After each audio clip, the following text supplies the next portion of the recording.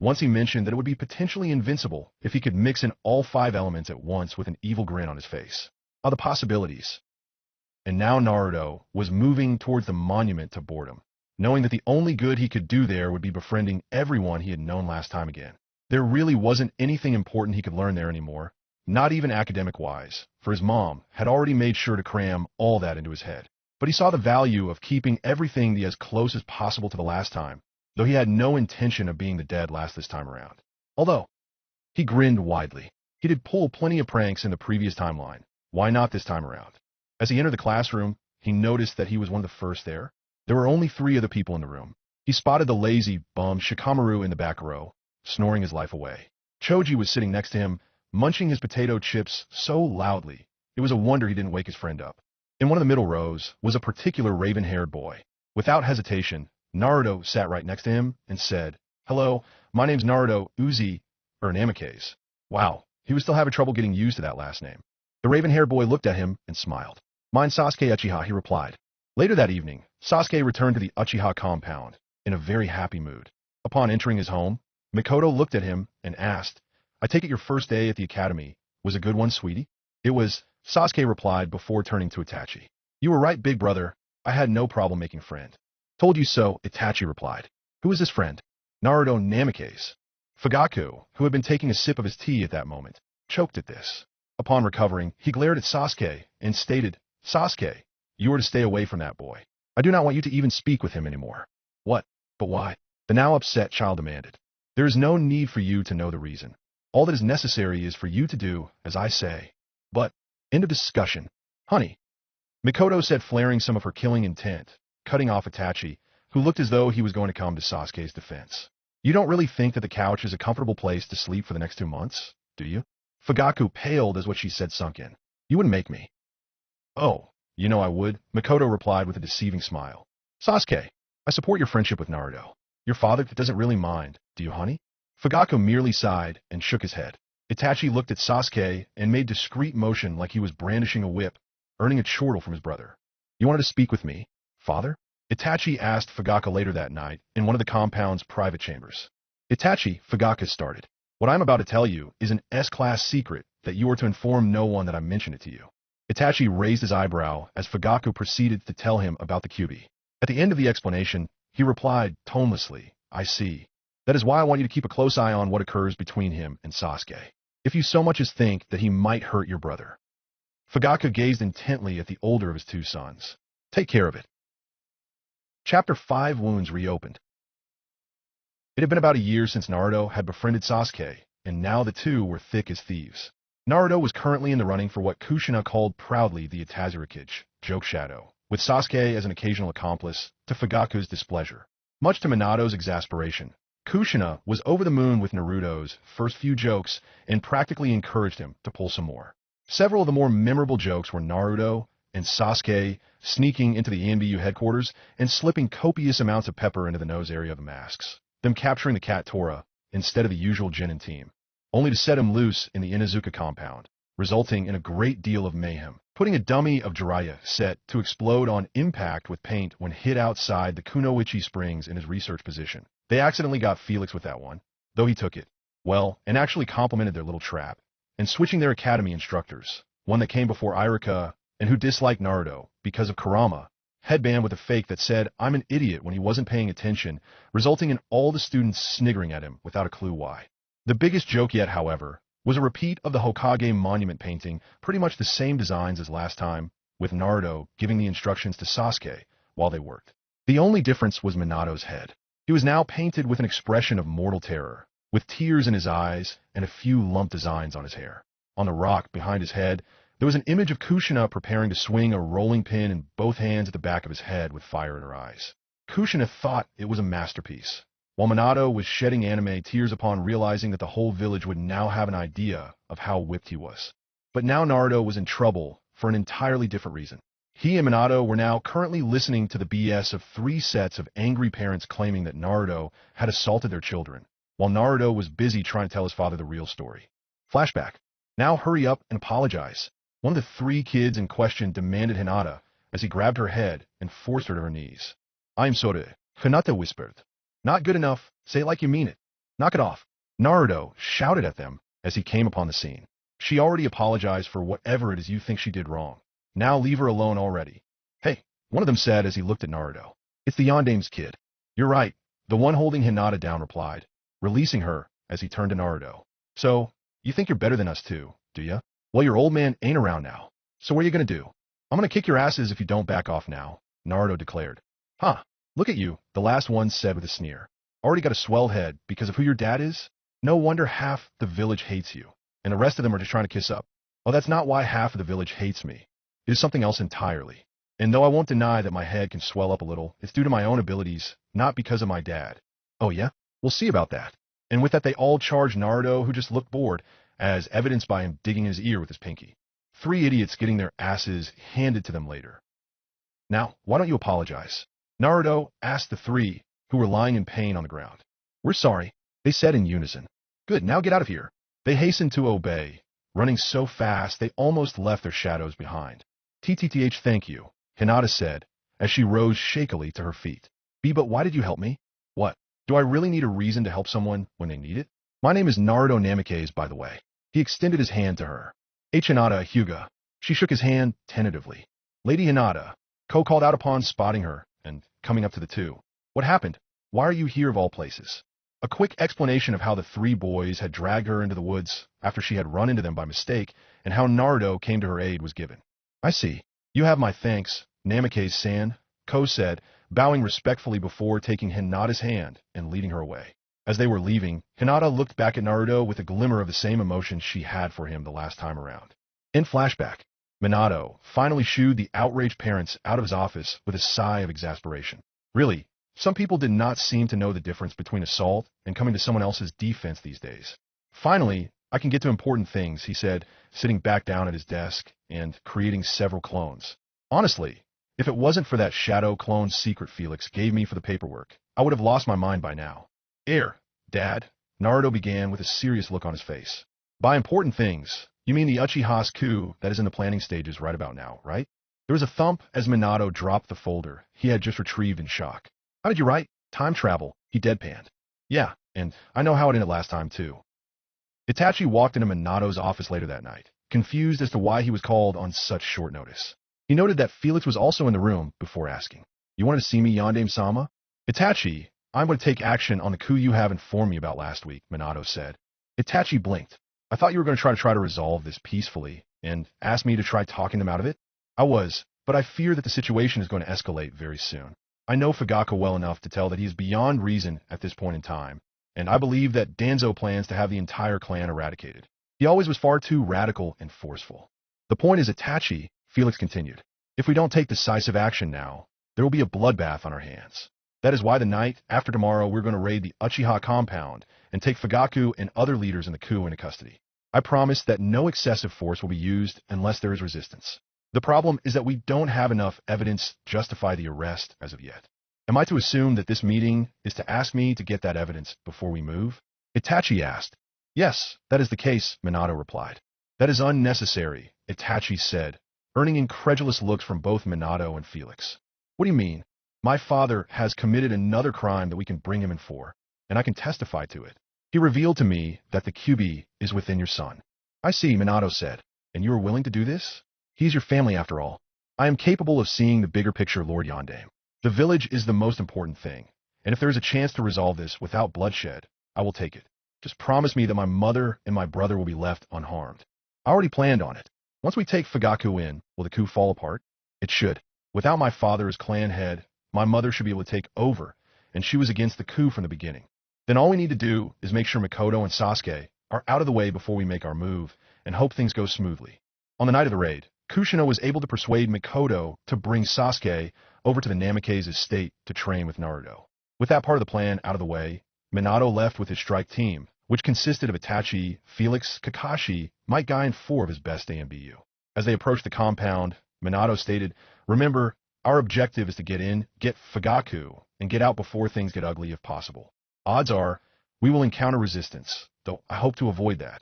Should that occur, you have permission to use lethal force, but only if necessary. We need as little bad blood as possible to come of this.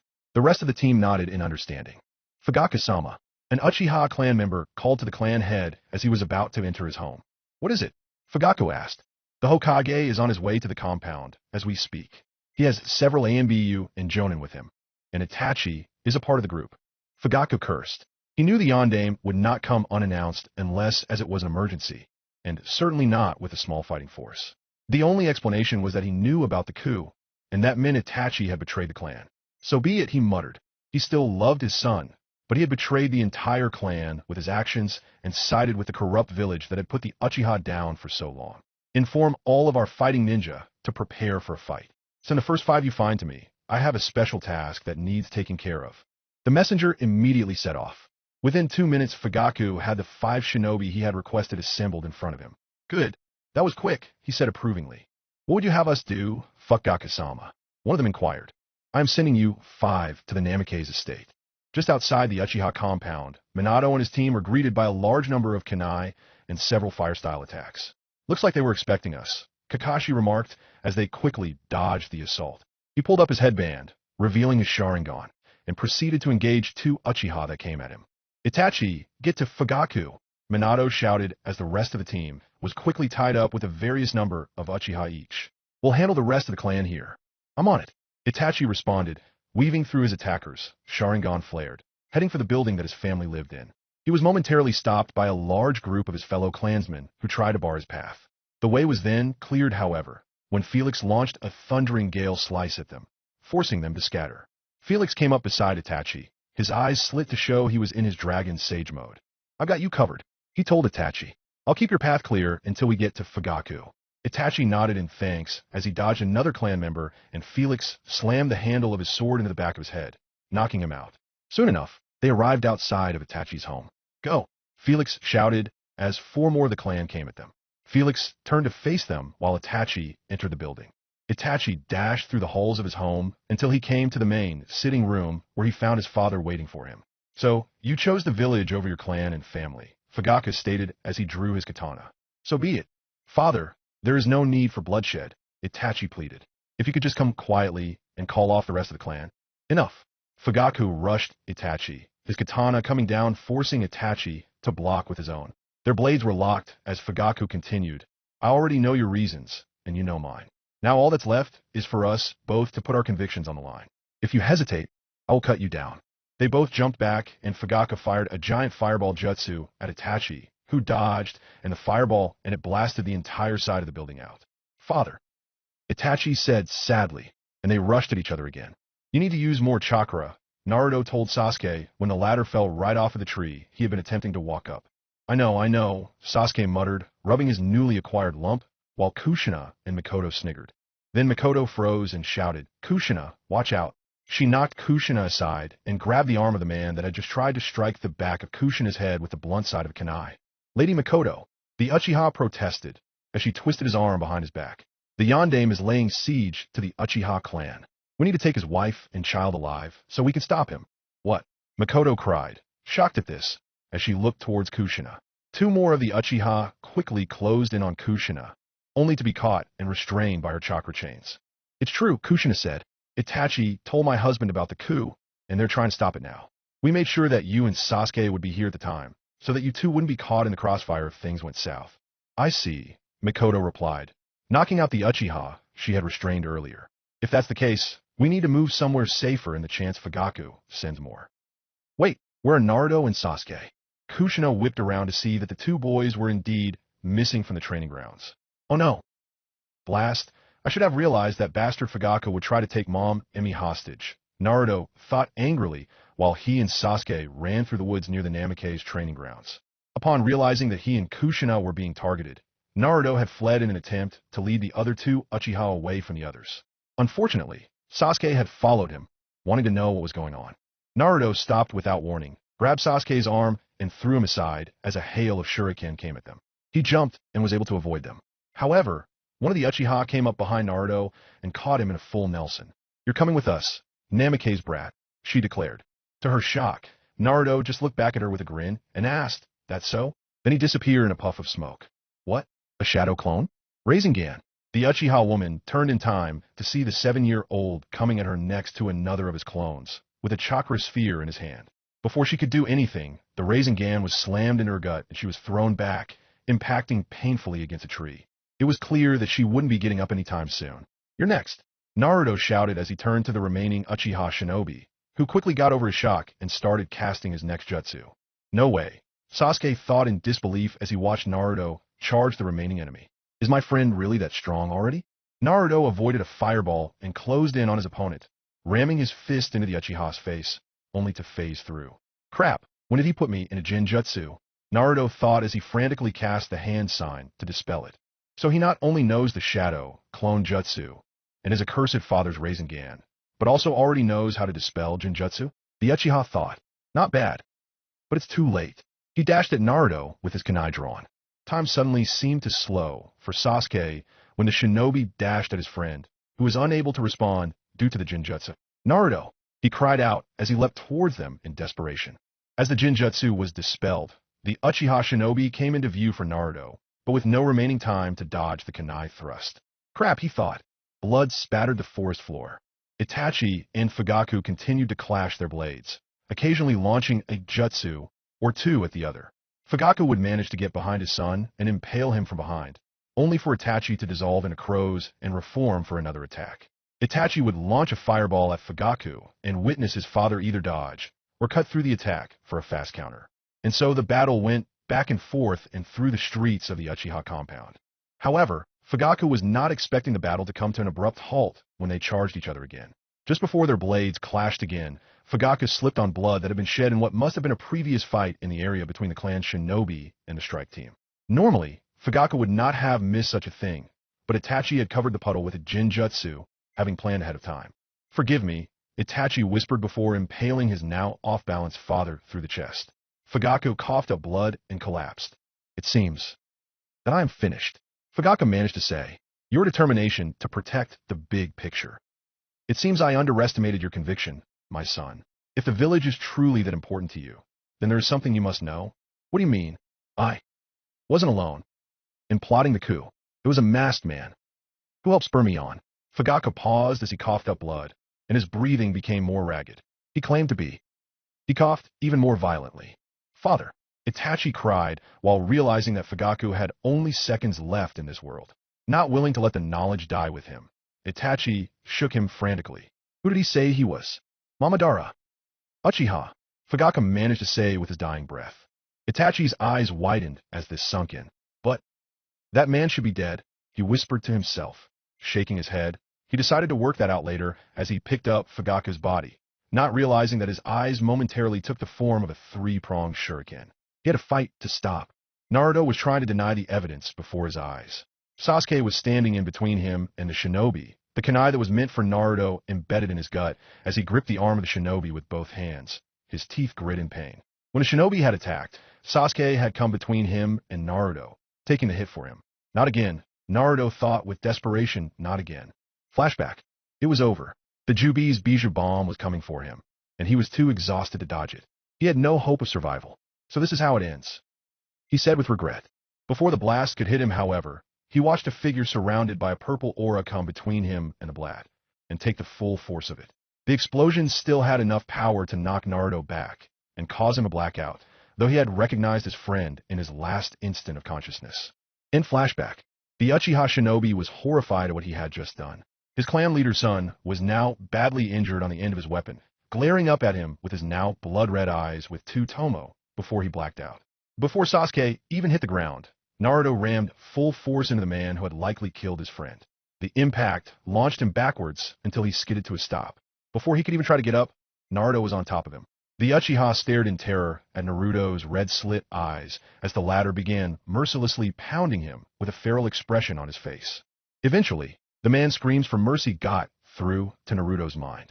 As Naruto looked down at the man's barely recognizable face, he was horrified at what he had done.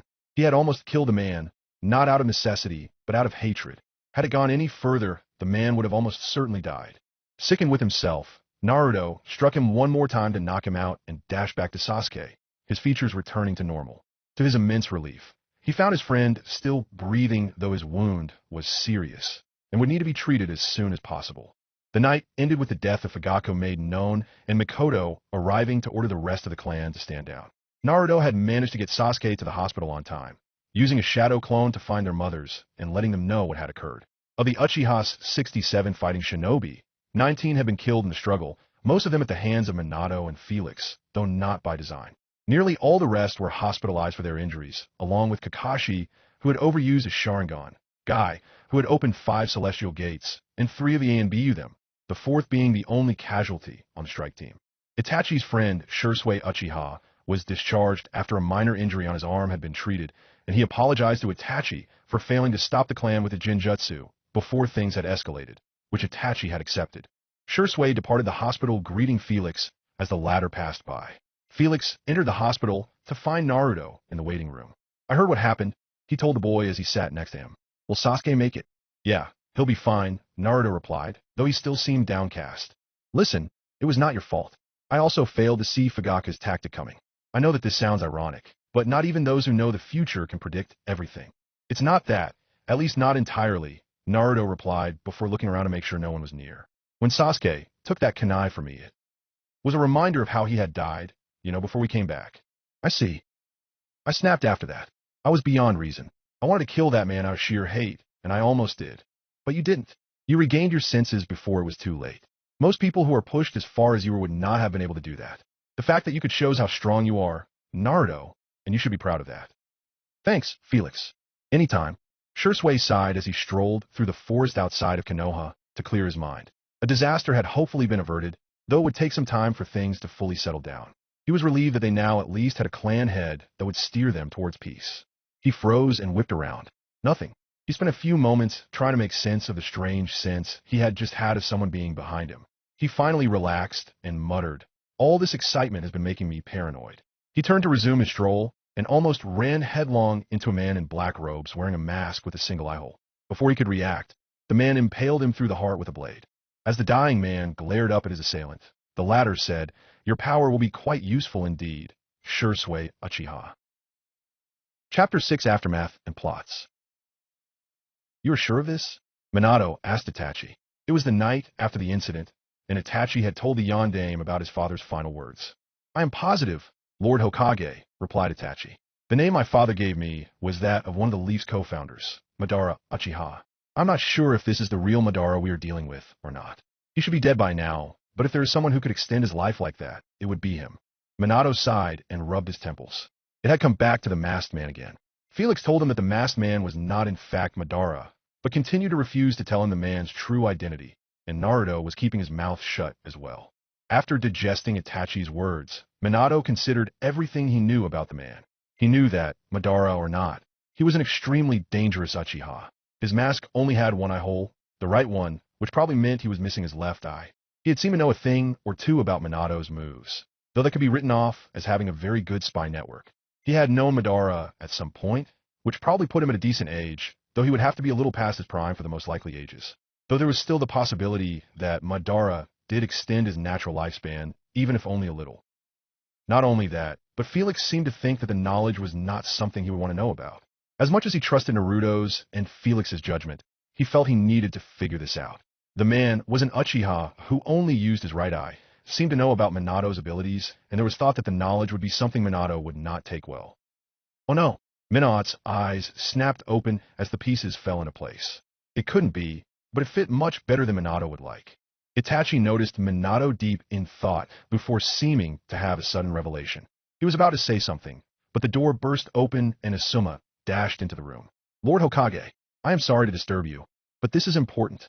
Someone somehow got into the morgue without leaving a trace of their presence, except for the fact that all the eyes of all the Uchiha that were killed during last night's incident have been taken by someone. Not only that, but Shursui Uchiha has been found dead in the forests outside of Konoha, and his eyes are missing as well. What? Itachi shouted, shocked to hear about the demise of his closest friend. How are you feeling? Naruto asked Sasuke as he entered the hospital room. I've been better physically, but I'll be fine in that area, Sasuke replied. I just can't believe that my father would have done such things. Planning a coup on the village and actually coming for you. I just don't understand. Hey, look on the bright side. At least you awakened your Sharingan. Sasuke actually gave a small smile. Yeah, there is that. Do you hate him? No, I can't hate my own father. But I do know that he did need to be stopped, so I can't blame anyone for his death. Mom agrees with me on that.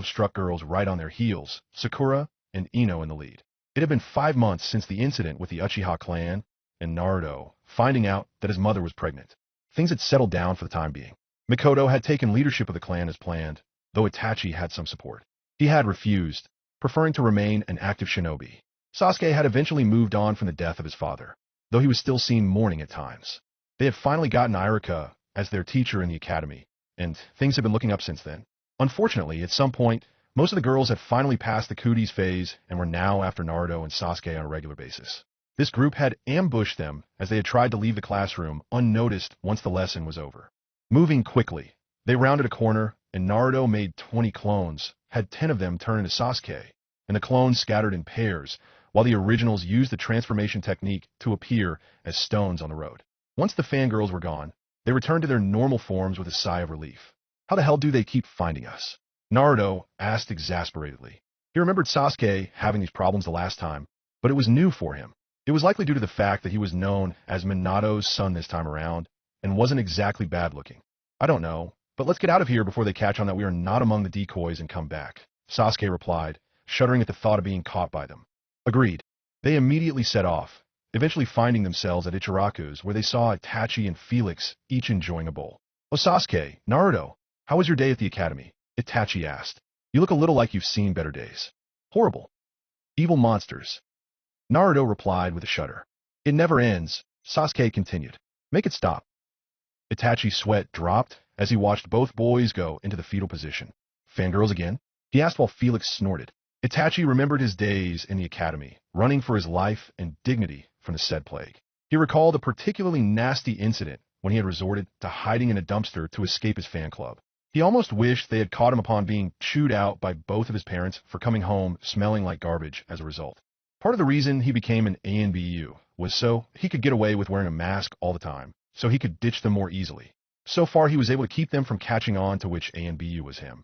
But he feared that it was only a matter of time before he would be requesting another mask be issued to him from Minato.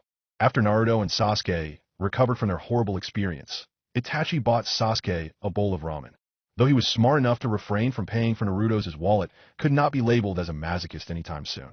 After that, he and Sasuke headed home.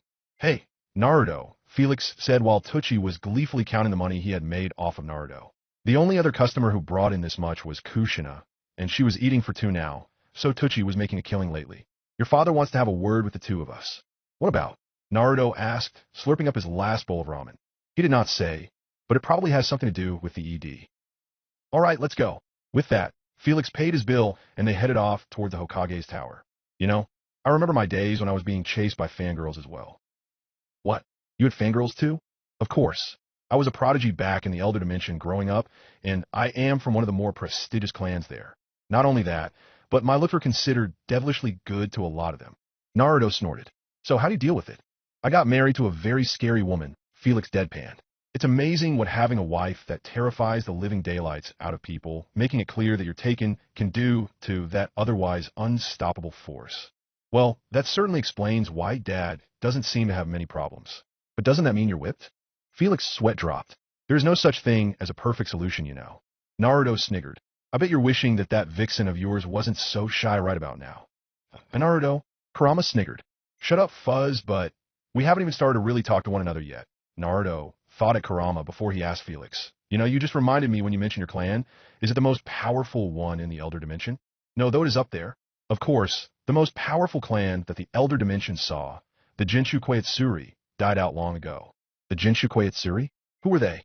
These days, we only have legends of them, but their Kekkei Jinkai allowed them to manipulate gravity at will.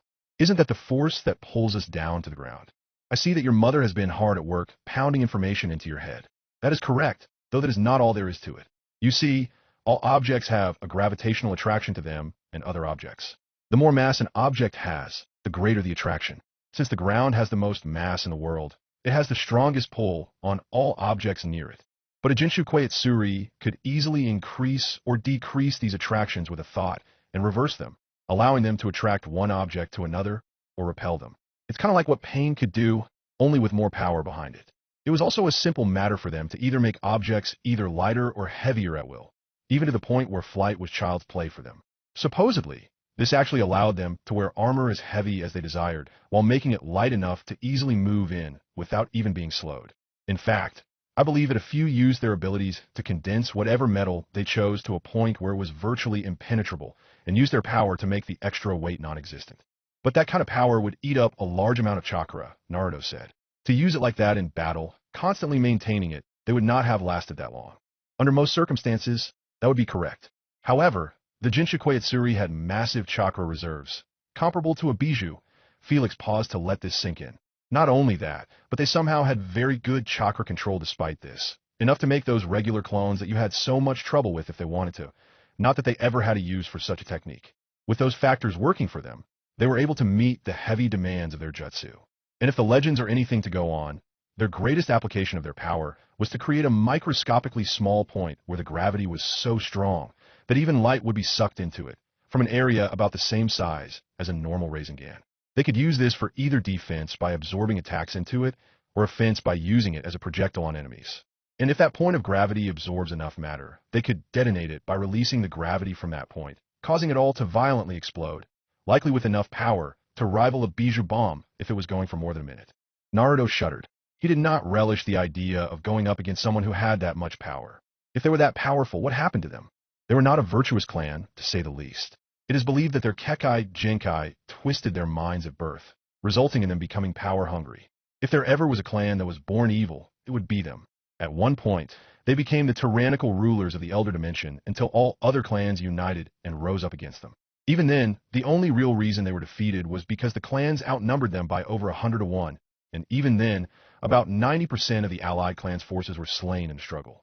But in the end, the Jinshu Koyatsuri clan was driven to extinction. Wow, Naruto said as they approached the Hokage's tower. Good, you're both here, Minato said when Naruto and Felix entered the office. Look, Minato, I already told you, Felix started. I'm not going to tell you every little detail of the future until we get to points where we need your assistance to change something so. It is not that I want to ask Felix. This is about the masked man. Felix sighed and said, I already said that you were better off not. He's a Beto, isn't he? Felix and Naruto both stiffened. So you know then, Felix said. I guess it wasn't that hard to figure out, now that I think about it. Minato sighed and buried his face in his hands, clearly having hoped that Felix or Naruto would deny what he had deduced. Minato, I know what you were thinking, Felix said. You can't hold back if it comes to another fight between you two. As much as I hate to say it, he has become too dangerous to do so. Saving him is out of the question now. Kakashi tried, but Obito likely killed him in the future, though neither Naruto or I saw it.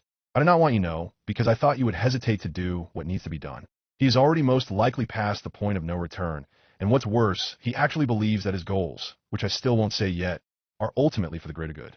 I know that, though it won't be easy to stop thinking of him as my student. You're going to have to put those feelings aside when the time comes. Remember, Naruto and I have seen what the future he brought about is like, and we need to prevent it, even if it does mean killing Obito. I know how you feel, Dad. Naruto piped up. I had a comrade in the future who went down a dark path despite my best efforts to prevent it, and I was fixated on bringing him back. Eventually he did come back, but it was only due to some special circumstances that I had little to do with. And he barely made the decision to honor the choices of the one he was trying to avenge. He had been so far gone. Obito is already beyond even that point. I won't say that he can't be saved, but he did so many things that I cannot forgive, even if many of them haven't happened yet, and I prevented the first of them. You're talking about the death of Kushina and I, right? Minato asked. Then he sighed. You're both right. If he truly has fallen so far as to try to destroy the village and try to kill her, then he will see no mercy from me. I promise that. At an Akatsuki hideout, Orochimaru was busy finishing one of his experiments before he stiffened and turned in time to see a masked man appear out of virtually nowhere. Who are you? He demanded before he pulled his sword out of his mouth and called several snakes. I am the true leader of the Akatsuki, Obito said boldly. Orochimaru frowned at this. I thought our leader was Pain. Oh, I see. You're using him as a figurehead. You are correct, and there is something I would discuss with you. Very well, but who exactly are you? Your name this time, please. Madara, Uchiha. Orochimaru's eyes widened. I don't believe you. That man is supposed to be dead. So you know about that? Indeed. I'm also aware of the fact that you have your eyes set on one of the followers of one of our members, Raisin Jinshinquei. Orochimaru frowned. If that is the case, then why haven't you already tried to kill me, since I am plotting against the organization? Because I am worried that Raisin is planning on playing us all for fools. I promised him his current set of Sharingan, as well as another powerful dojutsu, but I believe he is in reality after the prize that I myself desire. It is in my best interest, therefore, for me to allow you to attempt to remove one of his pawns from me. However, whether you're successful or not, should you survive and flee the organization, I see no reason that we can't still privately help each other toward a mutual side goal, the destruction of the Hidden Leaf Village. Go on. It was about 4 months since Minato had deduced Obito's identity, and things were quiet at the academy. Hinata was staring intently at Naruto, trying to figure him out. He was a Yandame's son and was top of the class along with his best friend Sasuke, but he did not seem to think he was superior to everyone despite all this. He was always willing to go out of his way to help someone, just like he had helped her that day. That said, he did have a rather boisterous attitude and pulled a great deal of pranks, with Sasuke always willing to lend a hand to them, but they never did anything too cruel, with the possible exceptions of Tora being set loose into the Inuzuka compound, and that memorable incident with a monument painting that let the village know that the Yandame was whipped. And most people laughed about the jokes afterwards, even if they were the victims. But what Hinata was really trying to figure out about him were his eyes. There seemed to be a deep sorrow in them, the kind that she recognized because of her mother dying when there were complications in Hanabi's birth. But why did his eyes have that look? Sure, there were plenty of villagers who seemed to hate the boy for some reason, but that was not enough to warrant such a sense of loss. What could have happened to make Naruto's eyes like that? And it only seemed to get more complicated when she noticed that he seemed to glance at her sometimes, with the sense of loss seeming to increase, as well as something else appearing in his eyes. It took Hinata some time to place just what emotion it was that appeared whenever this had occurred. Longing. It was almost as if she had known him before, with them being at least somewhat close, but had forgotten. This conclusion only confused her more. Naruto and Sasuke were in the midst of exchanging notes, or plotting their next joke under the guise of exchanging notes, when they and everyone else in Konoha heard the anguished scream, "Good at H-E-U-R-T-S-S." Naruto's sweat dropped. He recognized that voice, and there was only one thing that could make its owner cry out that loud in pain that loudly. His mom was in labor. He guessed he would have to put the masterpiece he and Sasuke were planning on hold. About 10 hours later, he was holding the newborn, red-headed girl, Akari Namikaze.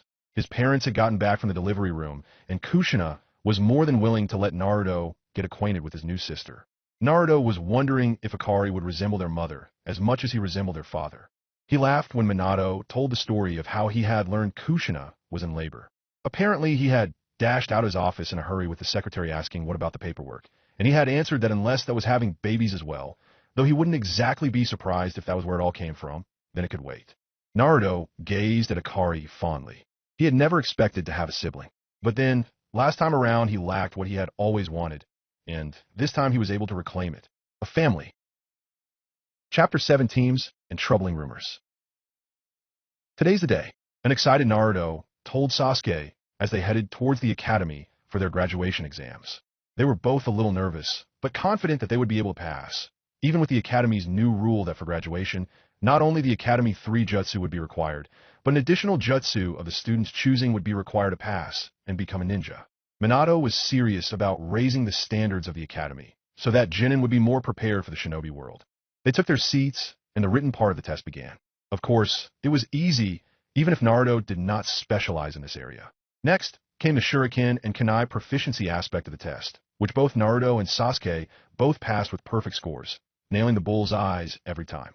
They both went back into the building, pleased with themselves thus far. One by one, each student was called into the exam room and exited with their new forehead protectors, while Naruto and Sasuke waited somewhat impatiently for their turn.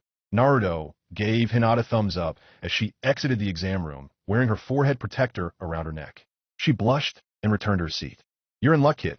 It seems that she has a crush on you again this time as well. I guess some things are just meant to be," Kurama chortled. "Don't say that. You'll make me think the future is going to go to hell again," Naruto mentally replied. Kurama snorted and said, "Please. I know that it would take more than me jinxing things to stop you from changing things, hopefully for the better." "Sasuke Uchiha," Irika called. "Good luck. Not that you'll need it," Naruto confidently told Sasuke, who smirked in response before entering the exam room. Sure enough, he was back out before long, wearing his forehead protector with a look of pride on his face.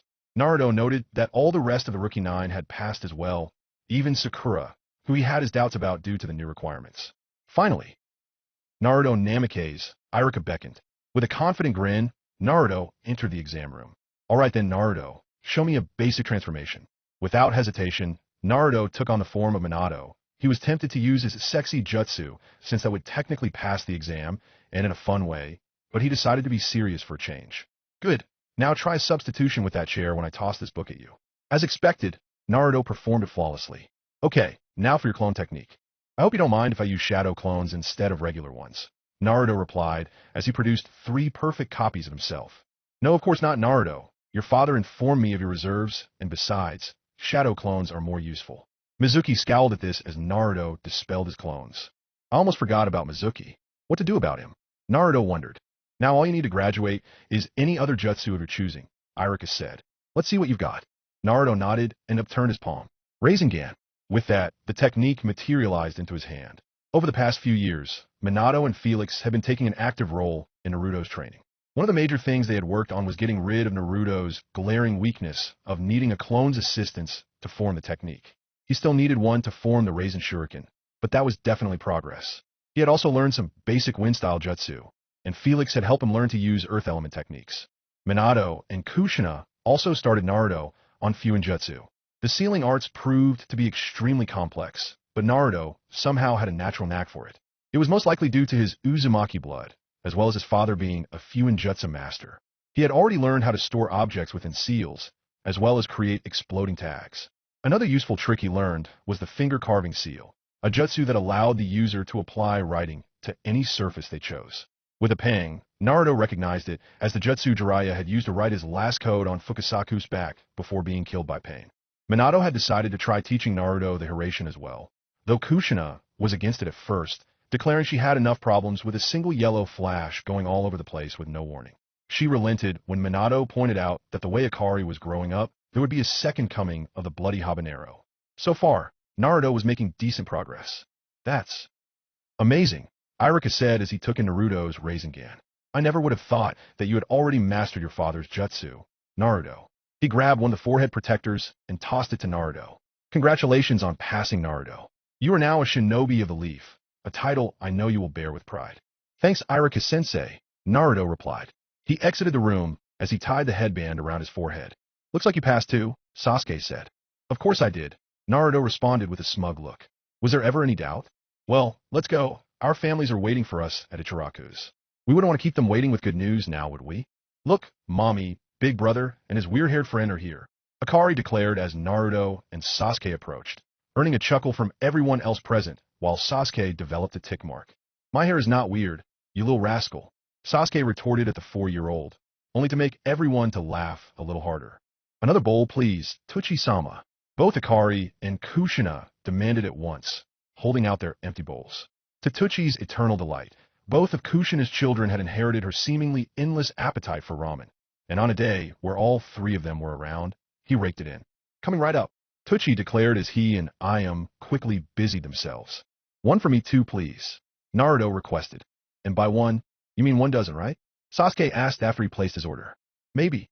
Sasuke laughed as he turned to his sibling and mother, only to be quickly smothered by a crushing hug from his mother.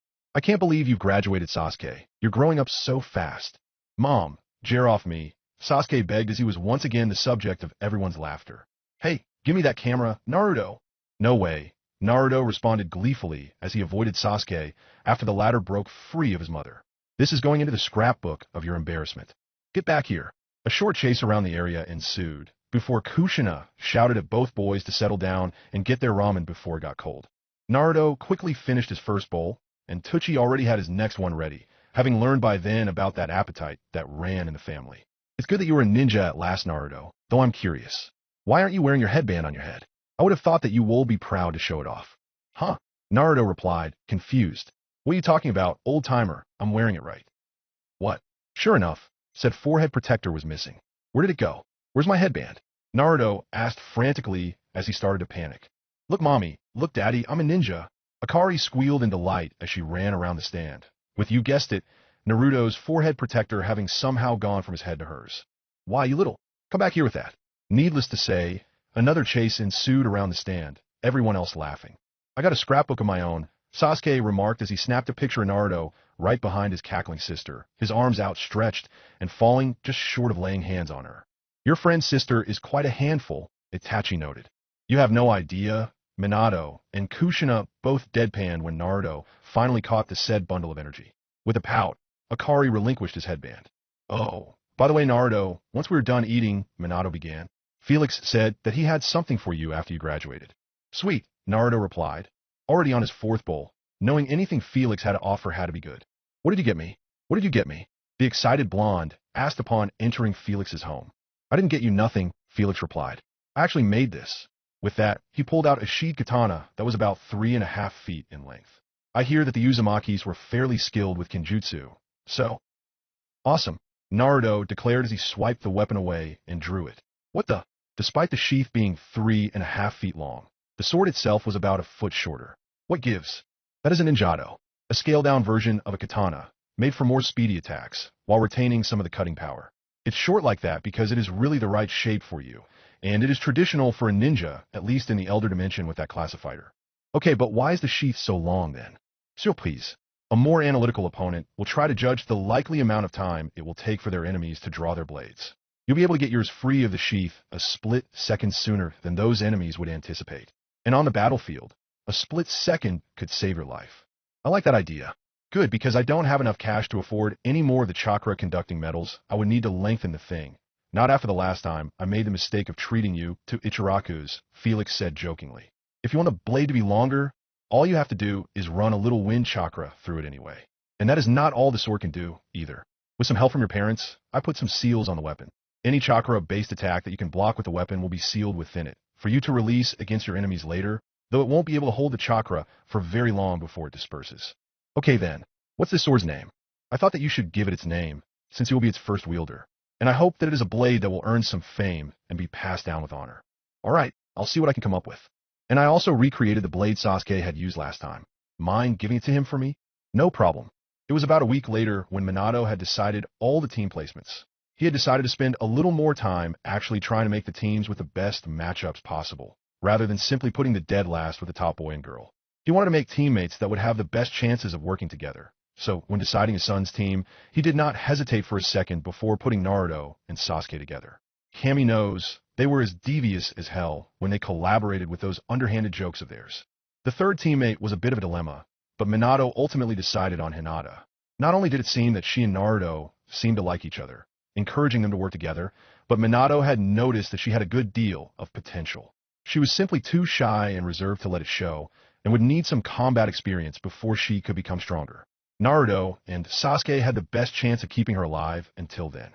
As for their Jonin instructor, he had a strange request regarding that. He had originally intended to put Team 7 with Kakashi, but he had to admit that the one who requested to be the teacher would be a good choice as well. That person and Kakashi had already discussed it, and Kakashi agreed to surrender Team 7 to them and rejoin the NBU. With a sigh of relief, Minato finished writing down the team placements before handing the folder to Iruka, who was in his office waiting for the choices. Iruka entered the academy room and noted everyone was there. He nodded to Naruto and Sasuke, a little surprised to see them both wearing swords strapped to their backs, though he had to admit that they probably did have some potential in Kenjutsu. Naruto was grinning and wondering who he would be placed with this time, seeing as he was no longer the dead last this time, so he realized his chances of being placed with Sasuke would be slim. Sasuke was hoping to be placed with Naruto himself, and praying to Kami that they would not be stuck with one of the fangirls. Speaking of which, Sakura and Ino were busy fighting over the seat next to Sasuke. Please, Kami, Sasuke thought, revising his thinking. I'll take any teammates, even fangirls, just please not one of those two, or heaven forbid, both of them. Sasuke shuddered at the extremely unpleasant thought before turning to Naruto, who was in the other seat next to him, and saying in an undertone, Naruto, if I end up on a team with one of those two, or both of them, I want you to kill me immediately, without a second thought. Don't hesitate. It will be the kindest thing you could do for me. You don't even have to ask, Naruto replied jokingly, placing his hand near the hilt of his sword, which he had named Arashikata, Tempest Cutter. Sasuke had yet to name his weapon, because nothing good came to mind. You shouldn't tempt me like that, Sasuke. Just promise to do the same for me if I end up with two of MY fangirls. Agreed. Alright everyone, settle down, Iruka called. I am about to tell you all your team placements. This year, the methods of selection were a little different, as the Yondaime Hokage personally decided to take more of a hand in selecting the teams to ensure the best possible results. I'm about to call them out. Team 1 will be. Naruto was not paying much attention to this, just listening for the names of the rookie 9. He had pretty much given up on the idea of being placed with Sasuke, though he had some hope of being placed with Hinata. His thoughts were interrupted when Iruka called, Team 7 will be Naruto Namikaze, Hinata Hyuga, and Sasuke Uchiha. Naruto's heart skipped a beat as his wildest hopes of being on a team had come true, Sasuke also breathing out a major sigh of relief. He almost did not notice Sakura and Ino trying to hang themselves in the back of the room until a panic-stricken Iruka tried to stop them. Once order had been restored, Iruka continued, Your Jonin instructor will be Itachi Uchiha. This shocked both Naruto and Sasuke. After the teams had finally been finished with the announcing, the only other difference to the rookie 9 was a sobbing Sakura being placed on Kurinai's team with Kiba and Shino. Asuma's Team 10 was the same as last time.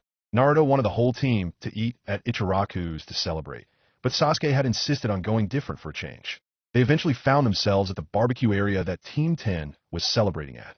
Ino was looking depressed until Sasuke came into view. Oh Sasuke, over here, come sit here, she shouted as she kicked an unfortunate Shikamaru halfway across the stand from the seat next to her. Troublesome, Shikamaru muttered, while rubbing the lump on his head. I changed my mind, we can go to Ichiraku's after all, Sasuke whispered to his two teammates, making Hinata giggle nervously. Before Naruto could agree with this stroke of luck, however, Felix showed up out of nowhere. I'm sorry, Naruto, but could you come with me? It's urgent. Naruto sighed. Sorry to bail on you too, but duty calls. Both Hinata and Sasuke nodded reluctantly at this. As they set off, Naruto asked what is so important. I don't know yet, but one of my old friends from the Elder Dimension showed up with news that she needs to tell everyone else in this dimension who I have informed about the Elder Dimension. It does not seem good. Naruto nodded and did not say anything else until they reached the Hokage's office. Kushina was already there, along with a woman with bright purple hair cut just above her shoulders and intense blue eyes and a figure that was somewhere between the future Sakuras and Inos. She wore a plain black headband, as a simple gray kimono with a sash around the waist. The woman looked up as Felix and Naruto entered the room. Just 3 people, Felix? She asked. I know that your pride has been wounded by having to resort to time travel to defeat the enemy you were sent to handle, but you should have at least a couple more people within this circle, and only the one you used to turn the clock back has all his memories. I actually have 4 in on this, Celia, Felix responded. We're just going to have to go into the mindscape of this one here, if you want the 4th to be included in this conversation. All right then, she replied as she put her hand on Naruto's head, followed by Minato, Kushina, and Felix. They all found themselves in the room that once held Kurama's cage, with said tenant waking up to this intrusion. What's this? Kurama yawned. Another meeting in here? Let's make this quick. I was taking a nap. And who is that? He asked upon catching sight of Celia. Another friend from the Elder Dimension. Just like Felix, Minato responded. Perhaps we should introduce ourselves to her first. Everyone agreed to this, and after said introductions were done with, Celia nodded. Before I tell you anything about me, or why I am here, I'm going to make sure that you are all trustworthy, she said as she undid her headband. Before anyone could ask what she meant, they noticed that she had a horizontal slit on her forehead that had been covered by the headband. She closed her eyes as the slit opened to reveal a third eye with a scarlet pupil. Everyone was shocked except for Felix, who had already known about this. Naruto froze as the eye's gaze fell upon him, having the strange feeling that his soul itself was being watched. The feeling passed as Celia turned away to view the others. With a nod, she closed the eye and opened her normal ones, replacing the headband. Sorry about that, she said. It seems that I can trust you all with my information. My name is Celia Aki. What you just saw was the Tamashi Kinsakami, Soul Search Eye. As the name implies, it allows the bearer to glimpse into the character of whoever its gaze falls upon. But don't worry, I can't read your mind or access your private thoughts. It also allows me to have an understanding of any jutsu or technique I come across, though not on the same level as this dimension Sharingan. So I can't copy them without practicing them first, though I can easily figure out strengths and weaknesses of said abilities and how best to counter them. I can also spot traps with it with no problems. What I like most about this, though, is that I can understand any language I read with it, including the sealing arts. As you might expect, those of us with this third eye are considered Fuinjutsu masters of the highest order in the Elder Dimension, and we're the only ones who can make seals as complex as the one that Felix used to turn time back. In fact, I am the one who wrote his. The biggest drawback is that the eye automatically consumes chakra when it is open, and it only takes about 30 minutes for the user to be completely drained, closer to 10 if we're fighting. I see, Minato said. That is a very impressive Kekkei Genkai. It's not a Kekkei Genkai, Felix said. It was developed about half a century ago by one of our most brilliant scientists, and it is not all that difficult to manufacture. The reason it is so rare for someone to have one is because it kills about 80% of all people who try to be implanted in, and drives most of the survivors insane. It is also supposed to be excruciatingly painful, even with sedatives, which is part of the reason for the last 2 potential side effects. It also erases any Kekkei Genkai the recipient may have. It was almost banned from being implanted anymore after final results, but those who acquired it proved so useful that very restricted attempts are still allowed, not a single one lightly. Currently, Celia is one of only 3 that are on active duty with it, and one of them, while not insane enough to be a danger to others or himself, did get a little crazy from the procedure. How even he saw logic in trying to plant chickens to grow eggs, I will never know. Everyone's sweat dropped at this last comment. For actually, Celia said, another one was added while you were gone, but we digress. What I'm about to tell you is very important. Just 3 days ago, we came across a sort of cult. Their uniform was somewhat simple, mostly black hooded robes that hid their faces. They were oppressing a small village, so we took care of it and captured one of them alive for interrogation. His mind was protected by some strong seals, of course, one that even covered the pulse imprint jutsu. What's that? Naruto asked. Remember when I said I viewed your memories, Naruto? Felix asked. That was what I used. It is a highly advanced and delicate technique. The idea is to send a pulse of electricity or lighting chakra into the subject's head to their hippocampus, the part of the brain that stores memories. It then basically creates an imprint of all that is stored there before it flows back to the user and overlaps their hippocampus, storing copies of the memories there. Simple, yet effective. If used properly, it is also capable of reawakening suppressed memories, such as the ones that still exist after time is turned back as a faint echo. The seal you used automatically did this for you. Back to the topic, Celia continued. By the time we broke through his seals, his mind was broken beyond repair. However, we were still able to pick out a few coherent words, 3 of which seemed to be in the same context, and alarmed everyone who was privy to them. She gazed at all of them intently before she continued. They were Lord Jinshu Koyatsuri, followed soon after by Juubi. Felix and Naruto both paled after hearing this, with Kurama growling. Minato and Kushina just looked confused. What exactly is so bad about the Jinchukui Itsuri part? Kushina asked. And the Juubi is long gone after what the Rikudo Sennin did. Naruto and Felix both proceeded to explain that the future had gone to hell because Obito's final goal involved bringing back the Juubi and succeeded, albeit an incomplete version. Then Felix explained about the legends of a Jinchukui Itsuri. He finished with a statement. If one of them really is alive and has designs on the Juubi, most likely planning on sealing it within himself, then not even the Elder Dimension would be safe if he were to succeed. He would be virtually unstoppable, if virtually can even be used in a statement. The Juubi nearly destroyed both of our worlds, if you remember, and the Jinchukui Itsuris were easily the most powerful human beings to ever exist, with the possible exceptions of the Rinnegan Bearers. Not counting a particular one, you knew, Naruto. He has barely scratched the surface of its full potential. And the worst part is, most of the Elder Dimensions Council does not wish to believe the rumors of this, Celia growled. They would rather pretend nothing was wrong, because the alternative is too scary for them to bear. The most decisive action they have yet taken was sending me here to investigate the rumors and tip you off. I do admit that the rumors are rather unlikely, though. It was a cult we took down after all, and they probably just viewed the Jinchukui Itsuris and the Juubi as gods of destruction, and the one whose mind we read was in bad mental shape. Plus, the Jinchukui Itsuris were supposed to all be dead for centuries, and I don't think that our ancestors would have stopped hunting them until absolutely certain that the threat was gone forever. I agree, Felix said. The chance that a Jinchukui Itsuri survived all this time is slim at best. However, we should still treat this situation as though the rumors are true. If there is even the slightest chance of a member of that clan getting his hands on the Juubi, we must make sure that it does not happen. Agreed, everyone else said at once. Chapter 8: Departure for the Waves. They left Naruto's mind, and Felix turned to Celia. So you are staying until the rumors are confirmed true or false? Yes, so I will need a cover story, Hokage-sama, she said. I can probably establish you as a Chunin for a while, until we have a better idea of your abilities, Minato replied, and Celia nodded. By the way, Kushina began. You are the one who made the seal for the time travel scroll, right? Do you mind if I try to figure it out? I don't intend to use it or anything, but it is an amazing piece of work, and I would like to challenge myself on it.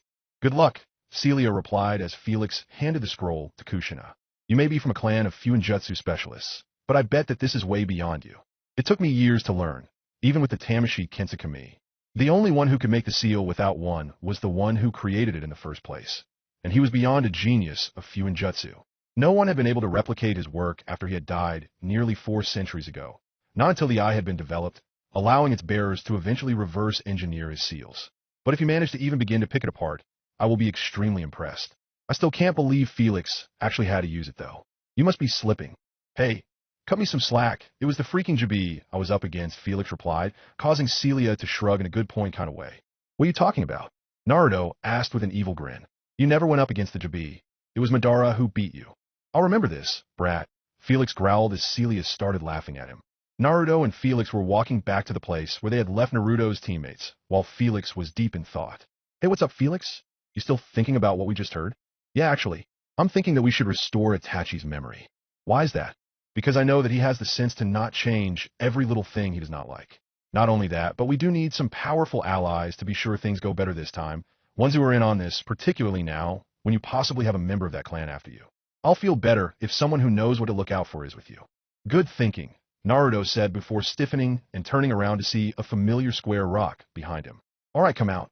It is easy to tell that the rock you are hiding in is fake. With that, Konoha jumped out of the box, declaring, as expected of a fellow Kage descendant, You found me out. Huh? Naruto asked, feigning ignorance. Felix had clearly decided to bug out, because he was gone. He must not have wanted anything to do with whatever Naruto had been plotting when re-meeting the younger version of himself.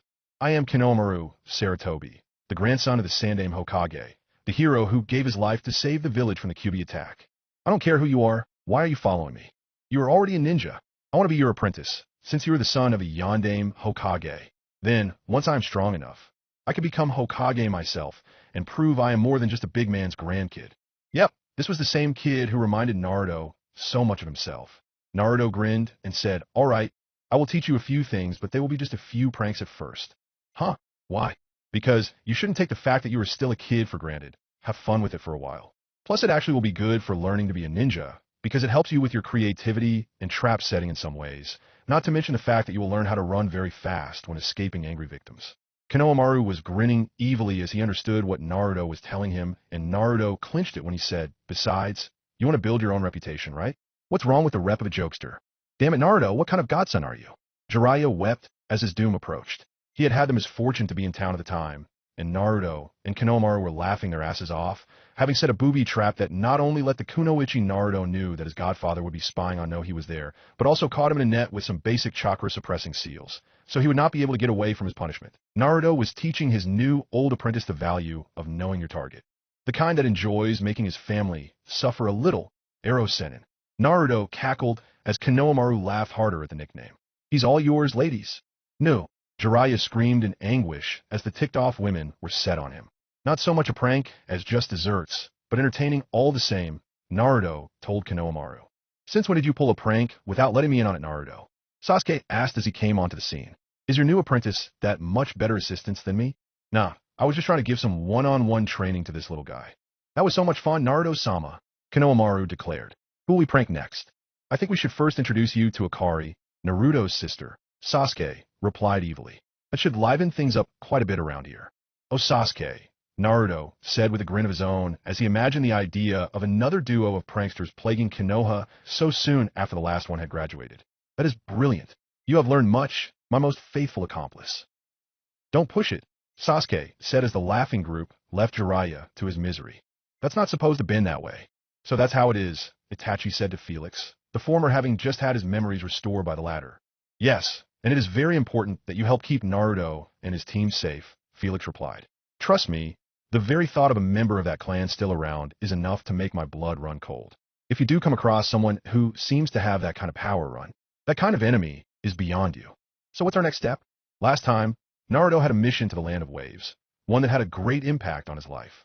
I intend to make sure he has that one again, so he can help two particular people this time around. It will also serve to give that snake in that war two less pawns to manipulate, so we have fewer casualties when the war does come around. "And what role will I play in that?" Naruto will give you an overview of how the last mission went. Meanwhile, activate your Sharingan. I'm going to teach you the Pulse Imprint Jutsu. "You should be here any minute now. Big Brother is not one for being late," Sasuke said while he, Naruto, and Hinata waited for their joint instructor. Sure enough, Itachi soon entered the room. "Meet me on the roof, you three," he said before doing the body flicker. "Show off," Sasuke muttered as they headed for the roof. Once the three of them were sitting on the railing with Itachi standing in front of them, he stated, "So, as of today, we are Team 7, so the time has come for us to know each other a little better. I will start. My name is Itachi Uchiha. I like my family and a friend of my family. I dislike war and pointless fighting. My hobbies include training and embarrassing my little brother. My ultimate goal and dream is to see a lasting peace that does not require painful sacrifices to maintain for the shinobi world. Your turn, Naruto." "All right, my name is Naruto Namikaze. I like ramen of all kinds, playing jokes with my friend, and I also care a great deal for my friends and family. I dislike the time it takes for ramen to cook, and I really hate the kind of trash who put themselves over their friends and comrades. No, they're lower than trash. My hobbies also include training, as well as plotting my next major joke. My dream is to become the Hokage one day, and my goal is to usher in an era of peace to the shinobi world. A kid after my own heart," Itachi remarked. "It seems as though my memories of him are accurate." Hinata was next. "WL, my name is Hyuga Hinata. I like cinnamon rolls. I dislike those who are unnecessarily cruel to others. My hobbies include, well..." She paused, not wanting to let on that she stalked Naruto on a regular basis, trying to understand why he was hated by some of the villagers. Of course, he already knew, but she didn't know that. "Taking W walks," she finally said. "My goal and dream is to be a great ninja, strong like my father, and yet kind like my mother W was." Sasuke was finally up. "My name is Sasuke Uchiha. I like rice balls. I dislike fangirls. My hobbies are also training, though I also enjoy assisting my friend with his humorous exploits. I also spend more than what is probably a healthy amount of time praying to Kami that our fan clubs never catch us. My dream is to become a great shinobi like my brother, and my goal is to restore the honor that my clan has lost 4 years ago, regaining the village's respect for our clan." "Excellent, everyone," Itachi said. "All right, we go our separate way for the day, but I want you all up bright and early at Training Ground 7, because at 6 a.m., we start some survival training. And this won't be like the kind you had at the academy, because this will actually determine whether or not you remain genin or get sent back to the academy for a year. That graduation exam was more of a preliminary test than anything.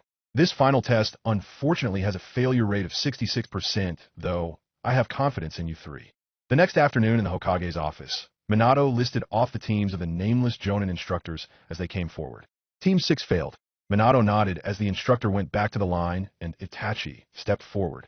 Team 7 passed with flying colors, he proudly announced. Their teamwork seemed flawless, and Naruto saw through the deception of the two bells almost immediately. They even managed to take them from me near the end. The only potential weak point of the team is Hinata, though that is only because she pulls her punches, not wanting to hurt anybody. I believe all three of them will go far. Minato nodded, having a hard time holding back his smile. Kurinai came forward. Teammate. Passed, but only just. The problem, Lord Hokage, is that Sakura girl. She was supposed to be smart, but that clearly only applies to books, and she does nothing but dote on that Sasuke all the time. She actually showed up late to the test, because she did not want to get up early, and she wasted time on her hair. Well, just continue to work with her, Kurinai, Minato said. You may have to give her some rude wake-up calls, but I'm sure that she has potential in her own right. Kurinai snorted as she went back into the line, while the rest of the Jonin were sure they had their new Tora fodder team, as they called it. That cat was always escaping its owner, and was the bane of all Jonin teams. That particular mission probably pulled in more money than all other D-rank missions, with a few C ranks added to the equation combined. Team 10 passed, Asuma said proudly, with near flawless execution of their combos. I think we have the next generation of the Inoshikecho in the bag. Good call putting them together. After the remaining teams were announced to have failed, Minato dismissed them, glad that his son and some of his closest friends had passed. While Naruto had been dreading the nightmare of going through D-rank missions again, he had to admit that it did not seem that bad this time around. For some reason, Team 8 was getting the dreaded capture, Tora, much more than they were. Sasuke seemed to take some vindictive pleasure in seeing one of his head fangirls covered in scratches all the time. The only really big pain they dealt with was cleaning the Hokage monument. Apparently, Konoha and Akari had heard about the incident in the past and were inspired, doing it almost exactly as he and Sasuke had done. The only difference was that Konoha had made the mistake of making the Kushina design look a little fat. He was still recovering from when she had gotten her hands on him. Whose idea was it to introduce those two again? Naruto growled as he continued to scrub at the paint-covered stone. You went along with it, Sasuke replied defensively. The D ranks aside, Team 7 was spending a lot of time training with each other, Sasuke and Naruto improving fast, the latter almost having Hiraishin down, if only he could just stop going way off course. Once, he managed to get about a mile away from where he had placed the seal, and landed right on the trigger for a booby trap that Konoha and Akari had set up for the former's annoying tutor, Ebisu. The villagers would forever remember the amusing sight of a smelly, goo-covered blonde chasing his apprentice and sister all over the village, bellowing for their blood. Going way off course aside, at least he was successful in doing the teleporting in the first place. Sasuke was practicing his fire-style techniques and taijutsu, as well as some of the more skilled maneuvers with kunai and shuriken that Itachi had already mastered. He and Naruto were also trying to help get Hinata out of her shell a little bit, with limited success. Of course, there was one memorable incident where Sasuke had tried to provoke a little bit of fight from her by saying that she would get what you should never call a girl, or an akimichi if you were accustomed to living painlessly if she did not lay off the cinnamon rolls. Big mistake. It had taken the Uchiha about 5 hours to regain full feeling his extremities when a normally shy Hyuga went Kushina on him. Itachi had decided to start them on their elemental affinity training early and had found out that Sasuke actually had a lightning type, with Hinata being a water type. He had already known about Sasuke's interesting affinity, but no one else but Naruto and Felix were aware of his restored memories. Hinata was already learning many decent water-style jutsus, including the water-style water whip, which she showed great skill with, while Itachi had started trying to teach Sasuke the Chidori, which he had learned from Kakashi. So far, Sasuke was making good progress. He couldn't really do much for Naruto's wind style, but had a few earth techniques for him. Needless to say, Naruto mastered them somewhat effortlessly. Other than that, Itachi had been training both Naruto and Sasuke in Kenjutsu. They were far from proficient yet, but they were advancing fast. At least they should be able to handle most low-class thugs with sword skill alone. Finally, the day had arrived for the wave mission. As Team Itachi stood in front of Minato, the Hokage stated, "It is my understanding that all three of you have made excellent progress with your training over the past few weeks. Itachi has expressed confidence in your abilities and has recommended you all for a C rank mission. With all due respect, Yandame-sama," Irik interjected, ignoring the death glare he was getting from Sasuke. "Isn't it a little early for this, regardless of their ability? They have barely been out of the academy for a month and only have a few D ranks under their belt. I know you want to see Naruto go far, but while it normally is early for a C rank Irik, Itachi said, It is not unheard of for greater abilities to mean getting promotions and higher ranking missions sooner than normal. I can attest to this, being a Jonin at my young age. I assure you, my team is already close to, if not at low Chunin level. They are ready for this. Thank you, Itachi, Minato said. As I was saying, Team 7, I'm going to assign you 3 with the protection of an individual from the Land of Waves. Send him in. With that, the doors opened, and a very familiar old man came into the room. This is all? Tazuna asked, taking a swig of his sake. 3 brats, and a barely-of-age teacher as well? The girl in particular looks like she will pass out at the first sign of danger. Hinata blushed furiously. Before Tazuna even spotted movement, he had a blonde who was very annoyed at his comment against Hinata behind him, with his rather short blade at his neck. Itachi sighed and said sternly, Naruto, please don't kill our client before our mission even begins. Sorry, Itachi-sensei, Naruto said, though he did not move a Rashikata from Tazuna's neck. I wasn't going to kill him. I just want to show him that if you insult a ninja or his comrades, your insurance had better be good. And with that, he was back in place with his sword sheathed, again, before Tazuna could blink. Damn, that midget is fast, a rather pale Tazuna thought. I almost crapped myself. I might survive this mission after all.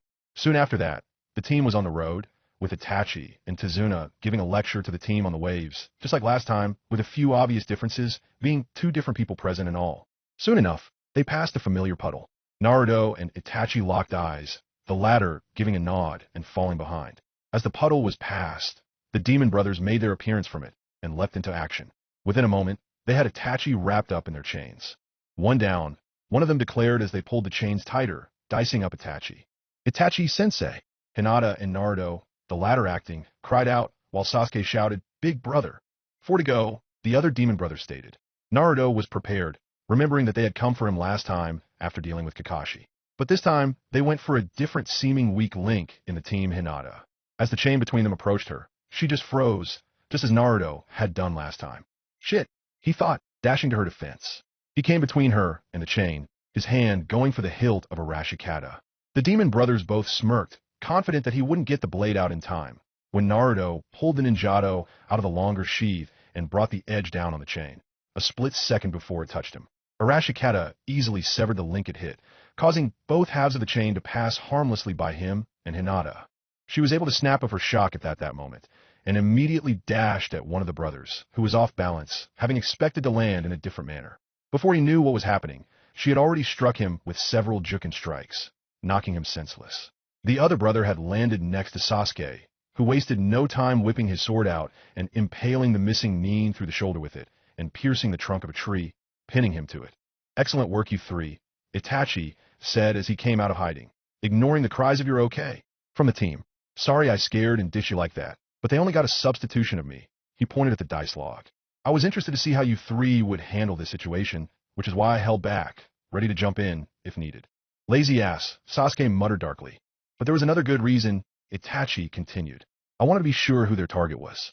While I have made many enemies, if it was me they were after, they would have just fled the moment was dead, and they had lost the element of surprise. None of you 3 have ever left the village, so that leaves you. Something you haven't told us, Tazuna? Said old man fidgeted, trying frantically to come up with a good cover story before finally saying, All right, I'll tell you everything. And with that he explained that a multimillionaire named Gato had basically put a stranglehold on the economy of the Land of Waves, putting most of its citizens in poverty. Morale was low, and the man was surrounded by his thugs, which kept the people from getting to him. The bridge Tazuna was building was the only hope of having a trading route that Gato did not yet control, and Gato was sending assassins after him for this reason. Tazuna and the other citizens of the wave were unfortunately too poor to afford anything beyond a C rank mission, which was why Tazuna had withheld the full story. I see, Itachi said after Tazuna had finished. All right, we'll continue to help you. This statement shocked Tazuna, Sasuke, and Hinata, though Naruto was pleased. Even though our team is a Genin team, and you only pay for AC rank, when this mission is now clearly AB rank at least, we are not the kind of people who abandon others who need aid. Not only that, but I have seen these 3 perform quite well, and dispatched our 2 friends here easily, and they were supposed to be Chunin level. And anything they can't handle, I'm sure I should be able to. After all, rogue ninja are generally expensive to hire. From what I heard about Gato, he would be unwilling to buy the services of any more than he thought he needed. If we get the bridge built fast enough, before Gato realizes his first attempt has failed and has a chance to hire more skilled assassins, we may be able to complete this mission without any more ninja after us. I'm up for it, Sasuke said. And me too, Hinata said. Hell yeah, Naruto declared, looking at Itachi, glad that the latter could act well and was following the plan so far. Besides, I don't think Naruto would let me hear the end of it otherwise, Itachi deadpanned while thinking about the hard part yet to come. If we try to return to the village, he would probably try to help you himself. That night on the road, after leaving the demon brothers tied up, they had set up camp with Itachi taking the first watch. As Naruto tossed in his bedroll, he noticed one of the others was empty and frowned. Hinata was afraid. While she understood Itachi's logic, there was a chance he was wrong, and that they would have to deal with stronger foes next time. Not only that, but there was still what had happened before. Hinata?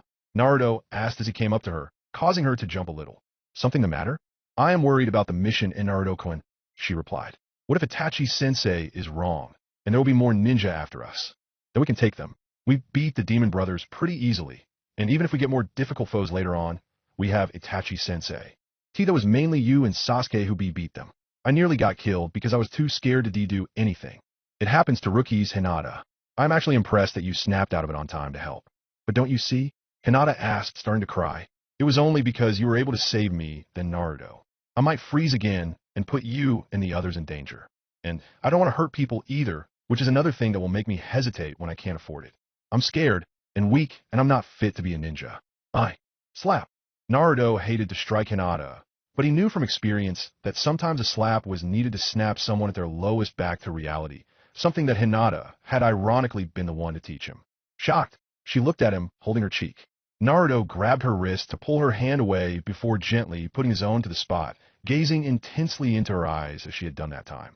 Listen to me, Hinata. You're not weak. What happened there was only due to your inexperience and was a one-time thing that we came out of. And don't you dare think of your kindness as a weakness. Being cruel does not make one strong, nor does being kind make you weak. Itachi-sensei is a good example of this. He is one of the strongest people I know, and yet he never treats anyone harshly, not unless they deserve it, and only kills when there is absolutely no other way. You could be like this too, Hinata. I know it. Hinata gazed back into Naruto's eyes for a moment before she sniffed and said, You're right, Naruto-kun. I will get stronger, and I won't be a burden to you anymore. Naruto pulled her into an embrace and said, You could never be a burden to me, Hinata. They enjoyed the moment before Naruto stiffened and sighed. All right, Sasuke, come out and bring that camera with you. And the moment was ruined. Chapter 9, Blazing Crow vs. Bloody Demon. They were told to be as quiet as possible on the boat, something that Naruto and Hinata were all too glad for. Sasuke was not letting them hear the end of what had happened between them the previous night, and had the photos primed for blackmail. Both Naruto and Hinata were planning to secretly burn those photos at the first opportunity, most likely when Sasuke was sleeping. Itachi had turned away from the rest of the party, facing the waters and discreetly focusing some chakra into the palm of his hand. A spark emerged from it, and he smiled. I pretty much got it down, he thought with some satisfaction. This pulse imprint jutsu does not require much chakra, but the control is very important. I don't want to kill him by mistake. The boat pulled up to the dock, and they departed. There was still some distance between them and Tazuna's home. The air somewhere else in the land of waves cracked like it was glass, and two figures stepped out of the resulting rift. The first was a tall, blue-skinned man with a shark-like face and a large sword wrapped in bandages strapped to his back. His attire was a set of black robes with red cloud designs. The other figure was nearly as tall, but that was the only feature that was not obscured by his attire, which was made up of black gloves, boots, and completely black robes, with the hood shadow completely obscuring the face. That method of travel you guys use is useful, but I thought that we weren't ready to seal the tail beast yet. Kisame asked the man next to him. So why are we going after this one already? Lord Raisin has reason to believe that the host of the Kyuubi has been getting stronger at an alarming rate. The cloaked man replied in a deep voice without so much as a twitch. If we were to wait to capture him, our chances of succeeding would decrease. Since this is the first time he will be out of the village, this is going to be our best chance at taking him. Besides, even if we are forced to kill him, the Kyuubi should reform by the time we need it if we move now. I still don't see why I have to be partnered with you. You're not even a full member of the Akatsuki, you just work under one who is. Because Lord Raisin has complete confidence in my abilities and trustworthiness, which is more than your leader can say for most of your members, especially after the stunt the one called Orochimaru pulled when he possessed the body of one of my comrades and fled your organization. That was his actions alone, not the organization as a whole. The cloaked man did not respond to this, preferring to simply walk towards their destination. Zabuza Momochi Demon of the Bloody Mist, Itachi said in a neutral tone as the swordsman stood casually on the handle of Kubikurobocho, which was embedded into the tree it had hit when the team had avoided it. It is an honor to meet you. The pleasure is mine, Itachi Uchiha. Blazing Crow of Konoha, Zabuza replied as Naruto, Hinata, and Sasuke fell into a defensive position around Tazuna.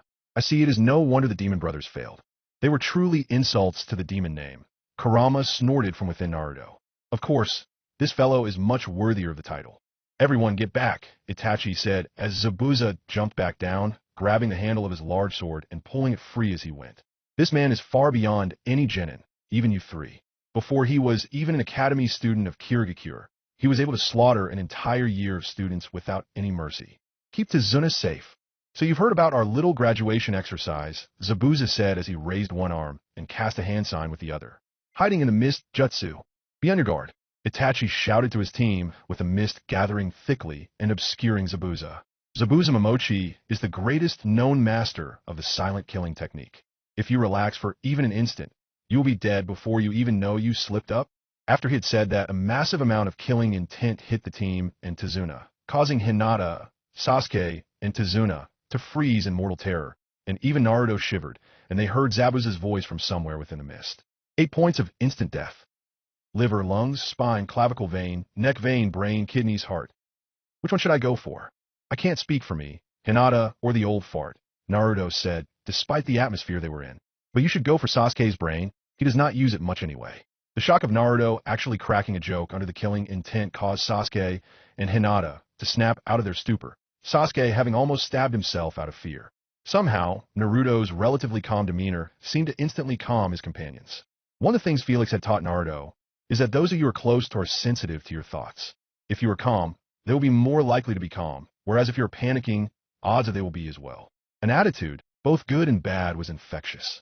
I see that a genin already has the will to resist my killing intent. Let's see if you have the skills to match. Behind us, Hinata shouted, having had the presence of mind to activate her Byakugan to spot Zabuza. Indeed, Zabuza had gotten among them and was swinging his blade at Tazuna. Naruto reacted fast, coming between Zabuza and Tazuna and drawing a Rashikata an instant sooner than Zabuza would have expected. He managed to block Kubikurobocho at the last possible moment. Of course, even though he had trained harshly, his body was still that of a 12-year-old, so, without Sage Mode, he ended up being thrown back very hard against a tree by the man's brute strength. He did manage to slow the attack, though, just enough for Hinata and Sasuke to get Tazuna to safety. Oh, Zabuza said with interest. No wonder I was spotted. You have a Hyuga bred among you. It must be my lucky day. It seems you remember the main house. Not only that, but you have another Uchiha with a Sharingan as well. And then there's you. He turned to Naruto, who sheathed a Rashikata and made a shadow clone while glaring at Zabuza. Not only were you able to withstand my killing intent at full blast and help your teammates do the same, but you are fast, and that blade being shorter than its sheath to allow for faster drawing than an opponent would anticipate. That gives you a good shot at ending most battles quickly. And a shadow clone to boot. It is actually a shame I will have to kill you three. You would have been almost worthy of the title of ninja if you had some experience. Damn, Itachi shouted as he tried to rush to his team's aid, only to be stopped by another Zabuza. Now, Itachi, don't interrupt them. Let the brats play with my water clone a little. Besides, I would like to fight you a little one-on-one. Be careful what you wish for. Fire style. Giant fireball jutsu. Itachi shouted as he launched the large inferno at Zabuza, who dodged, only for Itachi to move with blinding speed and impale him with his katana. Before Itachi could celebrate, Zabuza dissolved into water. I'm not that easy, Zabuza said as he stabbed Itachi through the heart from behind with a kunai, only for Itachi to dissolve into crows and reform beside the demon, already forming signs for his next fire-style attack. Neither am I. Naruto, be careful, Sasuke shouted, watching his friend form a Rasengan with assistance from his clone, to Zabuza's surprise. Wait, why is Naruto using a clone to form the Rasengan? I thought he did not need to do that anymore. Wait, he can form the Rasengan? Zabuza's water clone thought, intrigued. That's a high-level technique made by the Reanimated Hokage. I see. This brat is his son, though he clearly can't use the technique without an extra set of hands, at least not yet. Still, to be able to use it at all at that age. Perhaps I shouldn't kill him. I could probably make a decent amount of money if I took him alive and returned him to Konoha for a price. Don't worry, Sasuke, Naruto shouted. Water clones only have about 10% of the original's power. I should be able to handle it. You and Hinata, just keep him away from the geezer. With that, he dispelled his clone and charged the water clone. Pathetic, Zabuza said, not even bothering to dodge, instead swinging Kubikurbocho at Naruto, hitting him with the side and flinging him back again, the Rasengan dispersing as the boy lost his concentration. It's over for you, the water clone shouted as he dashed forward, sword raised to strike the potential cash cow unconscious rather than kill him. Naruto recovered quickly, though not quickly enough, or so Zabuza thought. With a smirk, the blonde formed another Rasengan and charged again, causing the water clone's eyes to widen in horror. He can actually do the technique one-handed?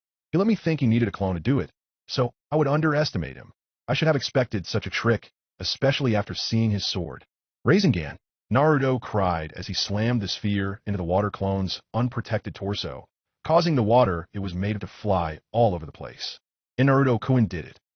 Hinata said, amazed. I'm not surprised, Sasuke replied. He always was a little unpredictable.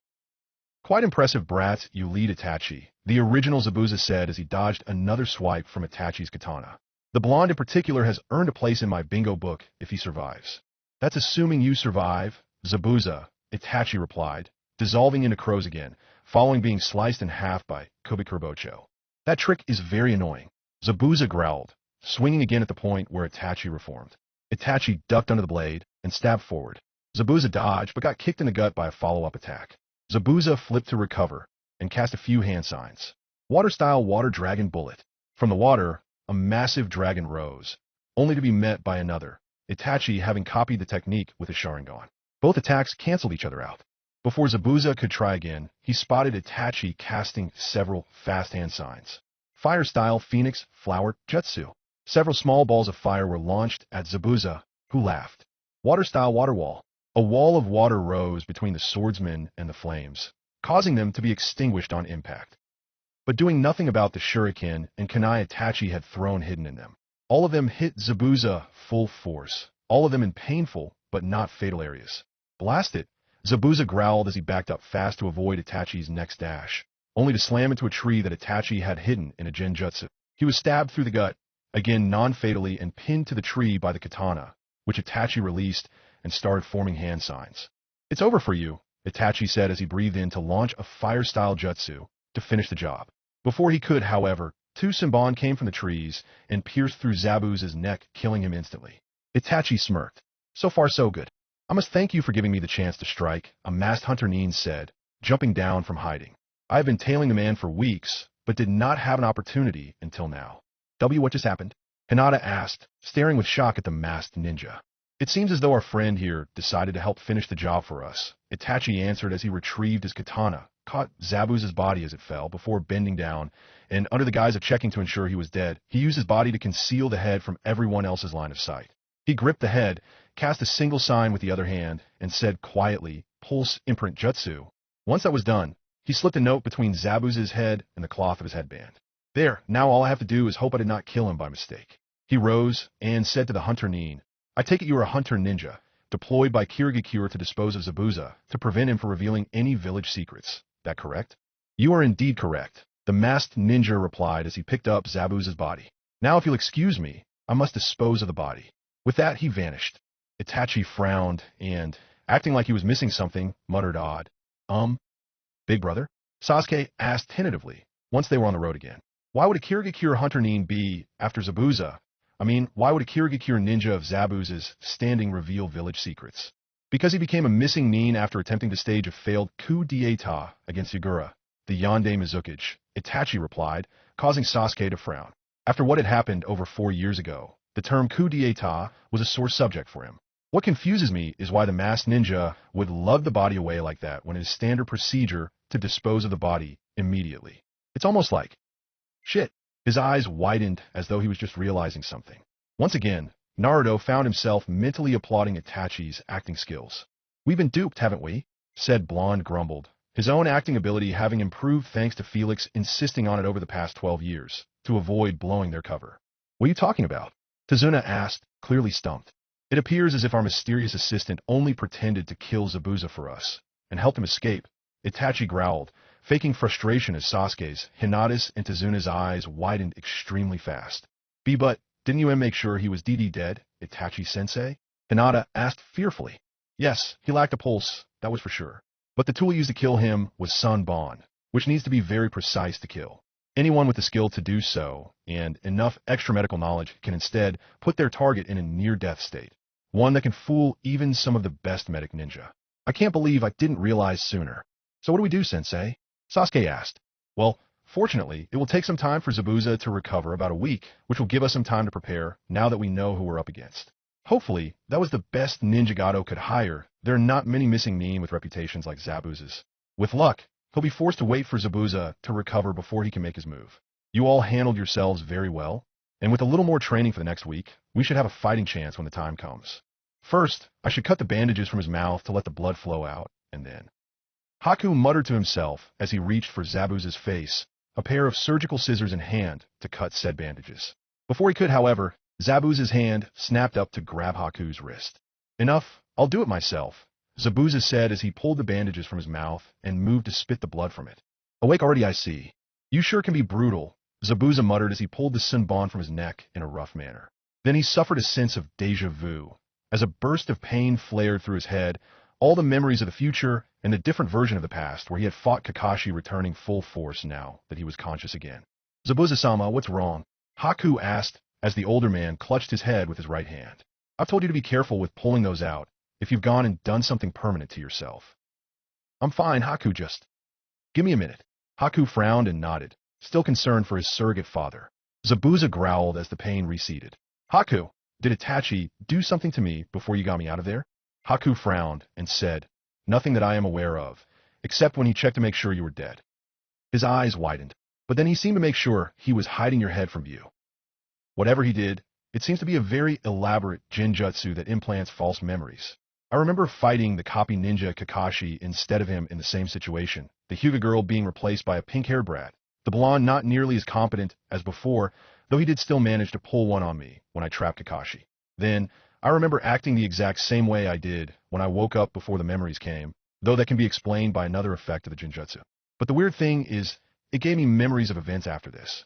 I don't know how he could do that unless he knew about you, because I remember fighting Kakashi again with me, and they included everything about you, your name, your fighting style, even your mannerisms. We lost, somehow, you to that Uchiha and blonde brats, the blonde showing some kind of hidden power, and me to Kakashi, and only surviving when he took a fatal blow for me. Haku's eyes widened at this. I continued to fight, only for Kakashi to disable my arms, followed by me getting backstabbed by Gato and his thugs, though I managed to murder the little midget before I died, after the blonde said a few things to me that made me cry over your death. Haku frowned and said, that is an odd genjutsu, and no doubt very potent. I'm not even done yet. After that, a few years later, some sick bastard restored us to life with a forbidden jutsu, along with several other dead people, and used us to fight a war, in which we fought against Kakashi and some of his allies again. One of them the pink hair I mentioned. After the battle, we were sealed because we couldn't even die again. And one of the weirder parts is that before the battle really got started, I asked about the blonde, and Kakashi had told us that he became a great ninja, and we were the ones who set him on the road to where he was. Zabuza rubbed his head in deep thought, causing him to feel the note Itachi slipped in his headband. Frowning, he pulled it out and opened it. He beckoned to Haku to read over his shoulder, stating shortly, it's addressed to both of us. Haku complied and read to Zabuza and Haku. You have probably already come to the conclusion that you are under a powerful genjutsu Zabuza, but I assure you that this is not the case. In truth, if your memories have returned, that means the jutsu worked. If not, then I have some explaining to do. Haku, if Zabuza really is dead, that means I accidentally killed him, which also means I need to do some explaining to you. Those memories I mentioned are not false ones, nor are they implanted. The pulse imprint jutsu I used merely restored your memories that were suppressed. This occurred when Naruto and a man named Felix used a powerful Fuin jutsu and turned back time. Both Haku and Zabuza's eyes widened at this before narrowing as they continued. As unbelievable as this sounds, think about this, how do we know about Haku and how she fights? Haku and Zabuza snorted.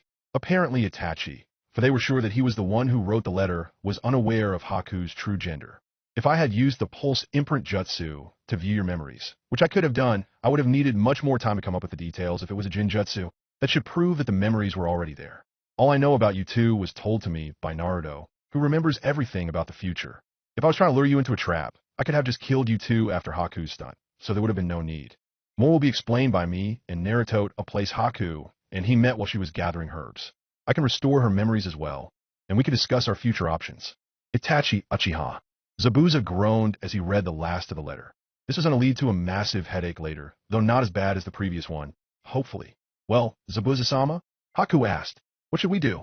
I think that we should at least hear them out. Too many pieces fit into place to disregard this. And that is our plan for the next week. Itachi finished while they were eating their meal at Tazuna's, inhaling in Naruto's case.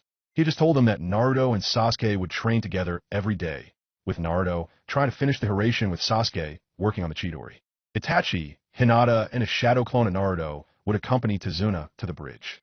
Hinata would be Tazuna's bodyguard and use her Byakugan to regularly check for danger. At the first sign of trouble, the shadow clone was to dispel, and Naruto and Sasuke would come running as fast as they could. What's the point? You are all just going to die if you fight Gato, Tazuna's grandson Inari stated as he entered the room. You are better off if you just run. You'll live longer that way. And just who are you? Naruto demanded as the boy's mother. Tsunami chided him for lacking confidence in the group protecting Tazuna. I'm going back to my room, Inari said sullenly. There's no point talking with people who are signing their own death warrants. What's the point of fighting when you are only going to get killed? As Inari left, Tazuna said, You'll have to excuse the boy. He has never been the same since that day. That day? Itachi asked. Tazuna nodded and proceeded to explain about Inari's stepfather, Kaiza, who had been a village hero ever since he saved Inari from drowning and helped the village weather a flood.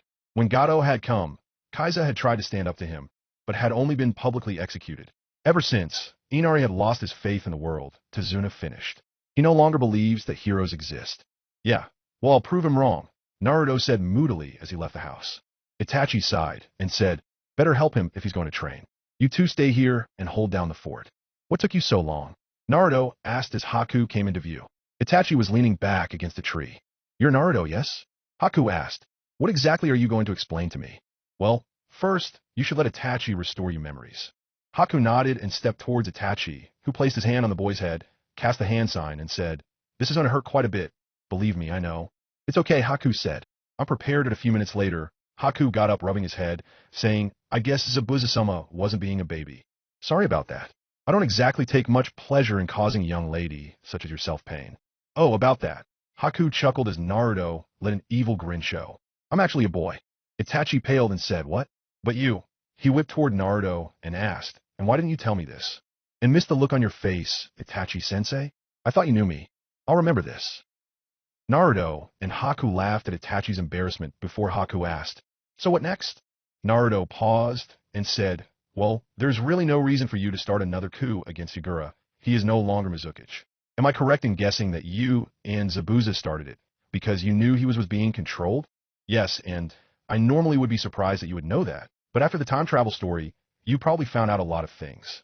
Yeah, we don't need to do anything anymore, and it was Felix who had found out after doing a little research on the subject.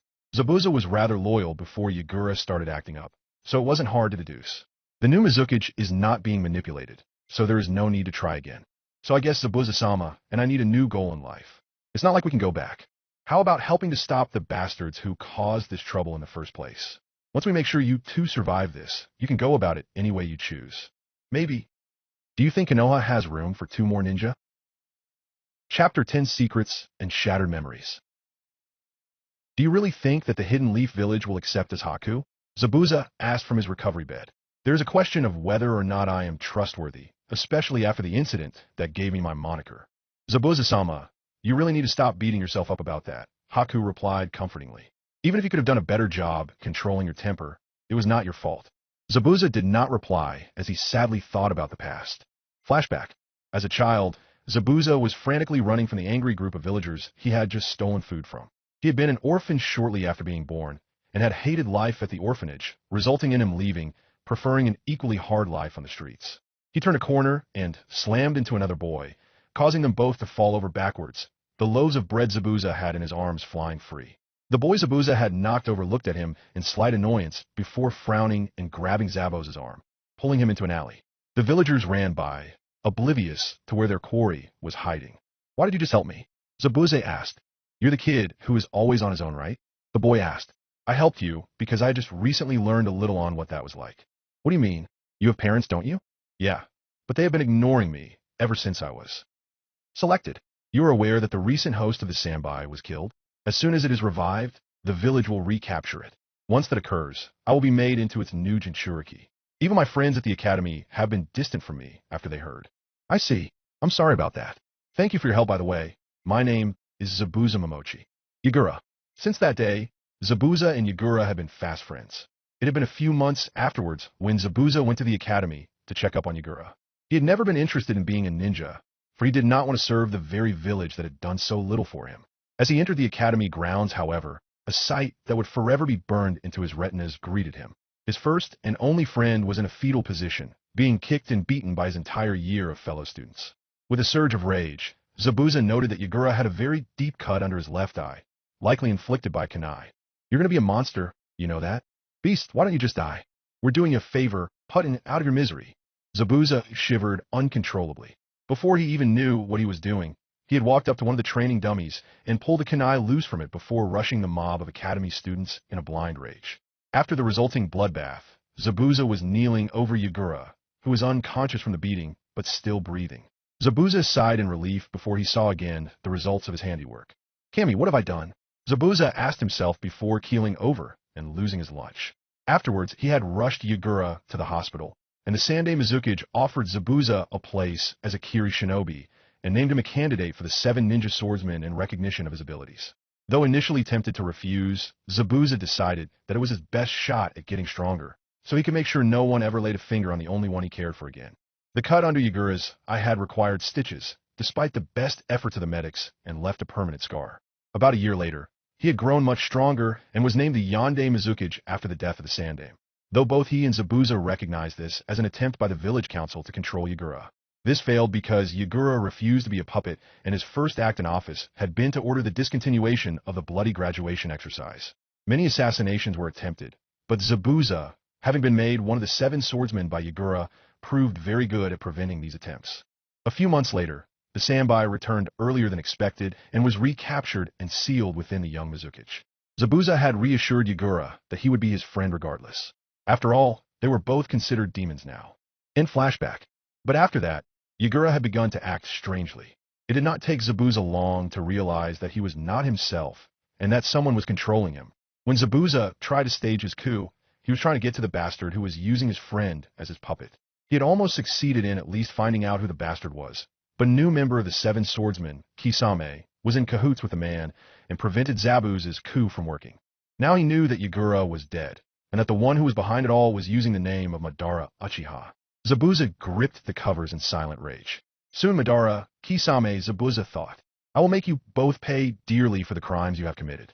I will not let this second chance go to waste, and I will see Yagura avenged, this I swear. Yes, Naruto shouted in jubilation, having just attempted Hiration again. Only 10 feet away from the sealed kunai this time. That's great, Naruto, Sasuke's voice said from somewhere off screen. But before you celebrate your improvements, how about getting OFF of me? Oh, whoops, sorry, Naruto replied as he hastily got up. It was the final day before the Battle of the Bridge would occur, and their training was nearing its end. He and Itachi had collaborated with Zabuza and Haku on what would occur this time around.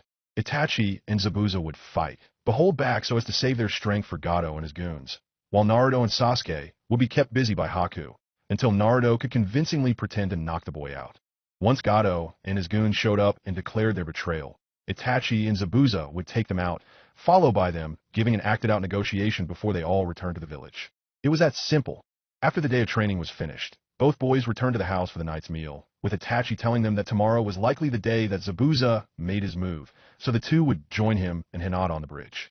Again, though, Inari said it was pointless, that there was nothing heroic about throwing one's life away. Naruto had enough once again. He had forgotten just how much Inari's defeatist attitude had pissed him off last time. Let me tell you something, brat, Naruto growled. One of the people I look up to was the Sandai Hokage, and you know how he died? When a Kyuubi attacked my village, he gave his life to defeat him. In doing so, he saved countless others, including those of my parents, who were going to do the same thing. He died protecting something important to him, and, you know something? It was not even the slightest bit pointless, nor was your father's sacrifice. Because of him, we are even more determined to stop Gato, and even your grandfather has not given up yet, even though the odds are stacked against him. When you say there are no heroes in this world, you not only insult the Sandai Hokage, but you insult me as well through him. And worst of all, you insult the man who cared about you, even as he died. You have abandoned the ideals that he tried to pass to you. I have no respect for people with your attitude, and I would rather give my own life for something important, even if it seems like a worthless endeavor, than live knowing that I am a worthless coward. Remember that next time you want to run your mouth at me, you big baby. Inari sobbed at this and ran back upstairs, and Hinata looked at Naruto in shock. And Naruto, you went too far. You made him cry. I'm sorry, but he needed to hear that, even if I lost my temper when I told him, Naruto grumbled. I don't deny that the kid has been through a lot, but that does not give him the right to spit on his stepfather's grave like that. Hinata's expression softened a little. I'm tired, I'll be in bed. And with that, Naruto got up and left the dining room. The next day, they were just leaving and Naruto frowned as though he had just thought of something. Wordlessly, he created 6 shadow clones as they left. What are you doing? Sasuke asked with a frown. Just a hunch. Naruto lied smoothly as his clones hid themselves in the bushes near Tazuna's home. Upon arriving at the bridge, they found all of the workers beaten bloody, but all left alive. Naruto, Sasuke, you two are with me. Itachi shouted as Zabuza and Haku came into view, the latter having discarded his mask this time around. Hinata, protect Tazuna. It's so good to see you again, Blazing Crow, Zabuza stated. Though the feeling does not seem to be mutual with the brats, they're shaking with fear, poor things. Indeed, both Naruto and Sasuke were shivering as several water clones emerged, surrounding the group. We're shivering with anticipation for a rematch. Both Naruto and Sasuke declare at once. And with that, they attacked, quickly making short work of the water clones. Well, you two seem to have grown up even more already. Haku, entertain them while I have my fun with their sensei. Yes, Zabuza-sama, Haku replied as all fighters faced off with their opponents. So far, so good, Naruto thought as he and Sasuke dashed at Haku. Now I just have to make sure Sasuke does not kill Haku. You let my mother go. Inari shouted at both of Gado's thugs, who had shown up earlier to take Tsunami hostage. They both turned to him as he charged and drew their swords with sadistic grins, only to freeze as the point of a sword emerged from each of their guts. You might want to drop your weapons, one of Naruto's shadow clones said with a smirk. Where he stabbed you two was through painful but not fatal points that are fairly easy to heal. It would not take much more than a twitch on my part to change that. They both immediately complied with the request. Amazing what having someone at your mercy can do for their cooperation. The clone chuckled as the other 4 clones appeared to confiscate the weapons and tie the two up. I thought you were at the bridge, Tsunami said as one of the clones just finished with a nod. The original is, but he left us around because he felt something like this would happen, one of them replied. By the way, Inari, thanks for distracting those two for us. I see that you've pulled your head out of your ass since last night. Thanks, Naruto, Inari said, tearing up a little. Damn, these mirrors. Sasuke cursed as several more Senbon were stabbed into his torso. Despite being able to see Haku's movements, he could barely react to each attack, and Naruto was not faring much better. Meanwhile, Itachi and Zabuza were trading blows, Zabuza appearing to let Itachi have the upper hand. Finally, Haku made a discreet gesture to Naruto and attacked again. Naruto whipped around as quickly as he could and threw a punch at the oncoming ninja, who allowed the blow to connect to his torso, making it seem like a lucky punch. Haku flew backwards and slammed into one of his own mirrors and slumped, pretending to be knocked for a loop as the mirrors dissolved. I got him, Naruto said, faking shock. Nice one, Naruto, Sasuke said as the former went to Haku with some cord, looking as though he was going to bind Haku's wrists. Though it seems that you just happened to punch the exact right place at the exact right time. Any second now. Naruto thought as he approached the groaning Haku. Gado, what the hell are you doing here? Zabuza demanded with Itachi's katana at his neck, as said gnome approached, leading his small army of thugs. Well, I got tired of waiting for you to do your job, and it looks like you failed miserably, Gado chuckled. I wasn't going to pay you and your lackey anyway. You were asking for too much, so let's just say I'm going to cut expenses. Itachi frowned and said to Zabuza, well, it looks like we have no more reason to fight since you're no longer employed to kill my client. Can we call a truce? Yeah, Zabuza said, and Itachi removed his katana. Naruto pretended that he was just coming to the same conclusion and helped Haku to his feet. Don't worry, I don't hold petty grudges against opponents employed by my targets. It's just business after all. But in the case of people who try to cop out of giving me my due, let's murder a midget. Get them. Gado shouted to his thugs, and they all ran forward, ready for a fight. What they got was a slaughter. Itachi and Zabuza easily mowed through them, the latter having use of his arms this time around. Gado never got the chance to get far before Itachi had him in a death grip around the neck and lifted him up. Please, I'll pay you anything. Just let me go. Oh, I will certainly take your money, for the people you stole it from, Itachi said coldly as his eyes took the shape of a 3-point shuriken. But you have forfeited your life because even if I were to spare you, I will not defend you from the one you had the stupidity to try to double-cross. Tsukuyami. Itachi's left, I bled a little as he put Gado in the Jinjutsu and tortured all of the information he would need to acquire all of the man's money out of him. Once that was done, he dropped the traumatized Gado and used his katana to put him out of his misery. The bandits simply fled after that, not wanting to fight anymore. Good riddance, Naruto muttered, before grinning at a job well done. That was, until a black-cloaked figure suddenly materialized out of nowhere in front of him and slammed his fist into the blonde's gut. Naruto spat out blood and collapsed as the man caught him and put him under his arm, dashing off. Naruto! Both Hinata and Sasuke shouted as they dashed after the man. Blast! Itachi cursed as he tried to follow them, but his way was blocked by a bandage-wrapped sword. Now, let's not get ahead of ourselves, Kisame chuckled. Why don't we have some fun first? Kisame! Zabuza shouted as he dashed at his most hated enemy. His giant blade raised to strike the shark man down. Kisame backed up, raising his sword to block, causing both blades to lock. Well, if it isn't my old friend Zabuza, Kisame grinned as sparks grinded between Kubikurabocho and Samahata. I never expected to see you again. Oh, I actually hope we would, though I am surprised I have the chance to avenge my friend so soon. Fire-style dragon flame bullet. Itachi shouted from behind Kisame, launching said jutsu, forcing both swordsmen to get out of the way, and Itachi launched the Phoenix Flower Jutsu next, at which Kisame simply smirked and blocked with his large sword, which consumed the flames. Haku appeared behind the shark man and pegged him with several senbon, only to watch in horror as they were forced from his body and the punctures healed. What? Haku asked to no one in particular, and backed up next to Itachi and Zabuza. Tazuna decided he would only be in the way, so he simply hid himself. Kisame's sword, Samahata, absorbs chakra, and he can use it to heal himself, Zabuza explained shortly. Our best shot is to wound him with weapons and taijutsu. I'm going to engage him, sword to sword. Itachi, it would be best if you back me up with shuriken and kunai from a distance, and use your katana whenever there's an opening. Haku, keep your distance and use senbon on him. Heh, come at me then, Kisame chuckled as he raised Samahata into a fighting stance. Zabuza charged with Itachi right behind him, and Haku dashing to the side to find a good angle to attack from. The cloaked man paused in his escape. It will take me a few minutes to create a dimensional rift with no interruptions, since I have an unwilling passenger, which I'm not going to get with the QB Brat's teammates on my heels. I guess I'm just going to have to kill them, he thought as he turned, Naruto groaning weakly. Give Naruto back now, Sasuke demanded as he and Hinata came into view. Why don't you make me? The man mocked. But then, you would not want me to harm him now, would you? If that is the case, you had better back off now. Don't try to bluff us. If you were going to kill Naruto, why go to the trouble of trying to kidnap him? It is true, a live capture would be preferable, but our goals can also eventually be accomplished with his death. Care to try me? The man asked as he held Naruto in a chokehold, prepared to snap his neck in an instant. If you harm Naruto, I will kill you. Hinata declared, her features distorted by rage, all her fear forgotten. Sasuke nodded in agreement as he raised a kunai. A particular one. Naruto grinned and vanished, surprising his would-be kidnapper, to reappear next to Sasuke, who was holding the Hiraishin kunai with a smirk and formed a Rasengan. The man cursed as Naruto used Hiraishin again and appeared right in front of again, having placed one of the seals on the man's cloak. He never had a chance to dodge as the sphere was forced straight in his chest, flinging him back with enough force to blast right through the thick trunk of a tree to lie prone as he landed. Gotcha, Naruto said smugly. You all right, Naruto? Sasuke asked. That was quite a blow you took before he tried to take you. I'm Yufine. I may be a Namikaze, but I have Uzumaki blood too, so I have a decent healing factor.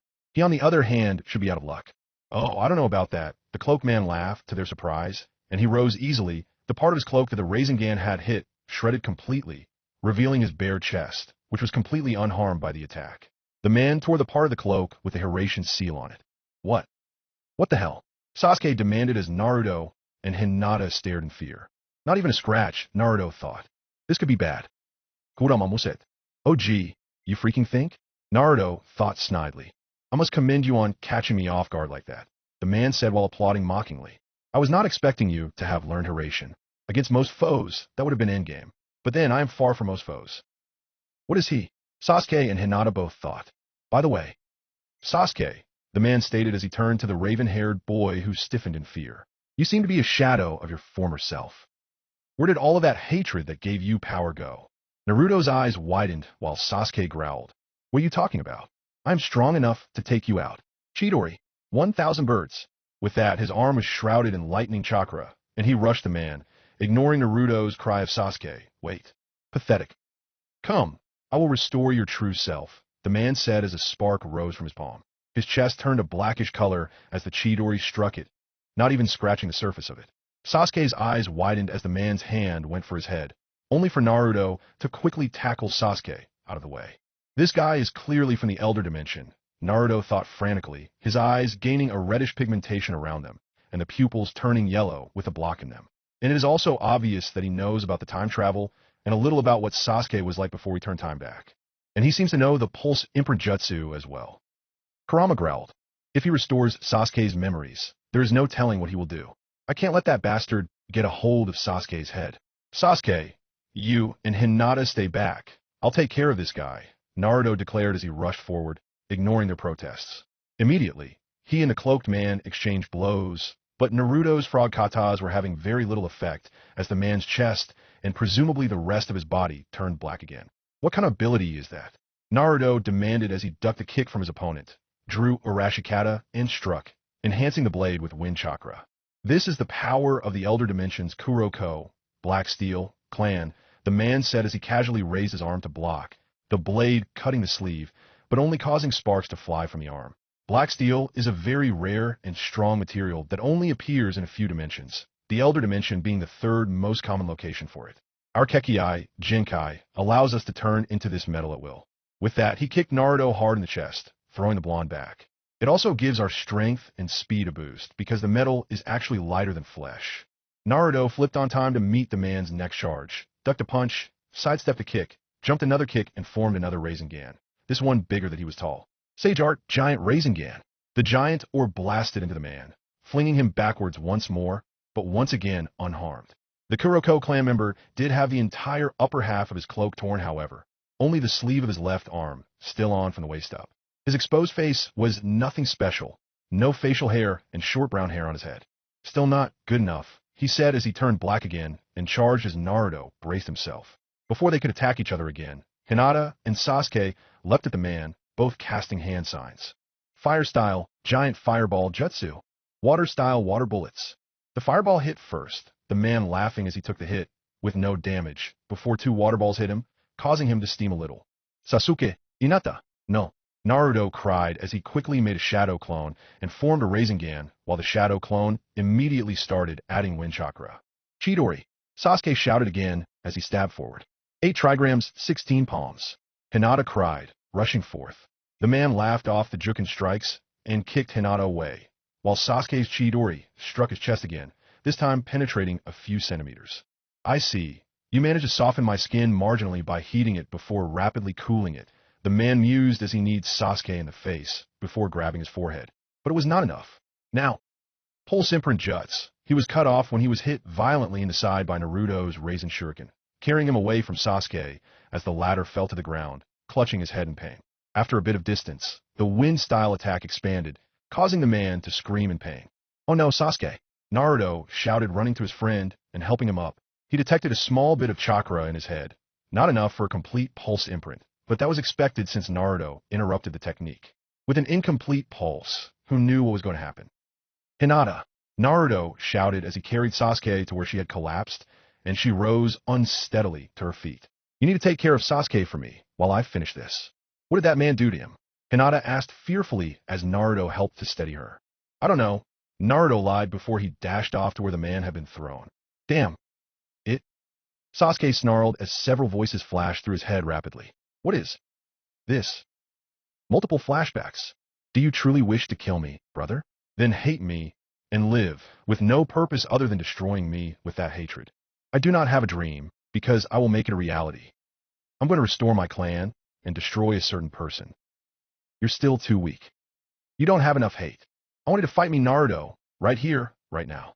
There's no reason for me to put it on, because you won't be able to scratch my forehead. Sakura. Thank you. When two shinobi of a high enough level fight, they can tell each other's thoughts without any words, knowing what the other is thinking through no more than a trade of blows. So Naruto, can you tell what I'm thinking? What's on my mind? I've had enough of this. What the hell are you? I'm your friend. That's why I'm telling you. I'm not going to let the likes of Orochimaru get a hold of you. But if you won't listen to reason, then I'll break every bone in your body. Just shut up already. What can you, who never had anything, know about me? You were on your own right from the beginning. What makes you think you know anything about it, huh? I'm suffering now because I had those ties, so what can you know what it is I feel? It's true. I don't have a clue what it's like to have parents. Or siblings. But during those times with Irika-sensei, I can't help but wonder if that's what it is like to have a father. And when I am with you, I wonder if that is what it is. To have a brother. Why Naruto? Why go so far for me? Because, Sasuke, this is the first time that I've had a bond like this. That's why I'll do whatever it takes to stop you. A bond. If that's the case, then all I have to do is sever that bond. Chidori, Rasengan, your life was spared on a whim, nothing more. And this time, you will lose your life on a whim. I see you dead at my feet. I see. Well then, try to make it reality. Sorry, Sasuke. That's the last time. He was ordered to do so by Konoha. He sacrificed everything, including his life. Still fooling you to the very end. We now exist for a single goal. To destroy the Hidden Leaf Village. You are laying waste to Itachi's sacrifice. Do not say Itachi's name. Sasuke, there is more in you than just your clan. Look into your heart one more time. You're all laughing. You're laughing. At the cost of Itachi's life. Ignorant fools. Your laughter sounds like contempt and jeering to me. I want to change them to shrieks and wails. All of you outsiders, just shut up. Do you know what Naruto has gone through for you? No matter what he heard about you, he never once stopped thinking of you as a comrade. Even now, the severing of all bonds is the ultimate purification, and that shall lead to the Uchiha clan's true restoration. Chidori, Rasengan, do you remember? The entire village used to hate me, because I have the QB sealed within me. I hated them right back. I wanted revenge. One bad move, and I could have been like you. I used to think that I didn't have bonds with anybody. Until I met you and Irika-sensei. I knew that you were alone like me, and I felt better that there was someone around like me. I wanted to be your friend, but I never could, because I was jealous of you. You were good at everything. You were my rival. You were my goal. I had nothing, but I built bonds. And when we had our missions as Team 7, I was always chasing you, trying to catch up to you. I want to be strong like you, cool like you. I'm happy I knew you. Naruto, no matter what you say to me now, I'm not changing. I'm still going to kill everyone in Konoha, including you. So your only choices are to kill me and become a hero who saved the village, or just be another loser who was killed by me. Neither. What is it with you? Why are you always messing in my business? Because you're my friend. But it's also because I'm your little brother that I won't stop, no matter what you say. Just like how you're protecting the village now, I will definitely destroy it. Goodbye. I always lied to you, telling you to forgive me. I always kept you far away with my own hands. I didn't want to involve you. But now I think that maybe you would have been able to change father, mother, the Uchiha, if I had faced you from start. Try to see things from your point of view and talk with you about the truth. But I failed, and no matter what I say now, it still won't reach you. That's why I'm finally going to say what I really think. You don't have to forgive me. No matter what you decide to do from now on, I will love you forever. Have you reached a decision? Sasuke, crush the village. Or, in flashbacks, Sasuke was panting hard and sweating profusely. What was that? He tried to remember what had just gone through his mind, but the details were slowly trickling away, like water he was trying to keep cupped in his hands. All he could recall after a minute was a sense of great loss. And anger. That actually hurt a little, QB brat. The man said, as he rose again, some skin torn from his right arm where the raisin shuriken had hit him. But you still won't be able to beat me. Darn.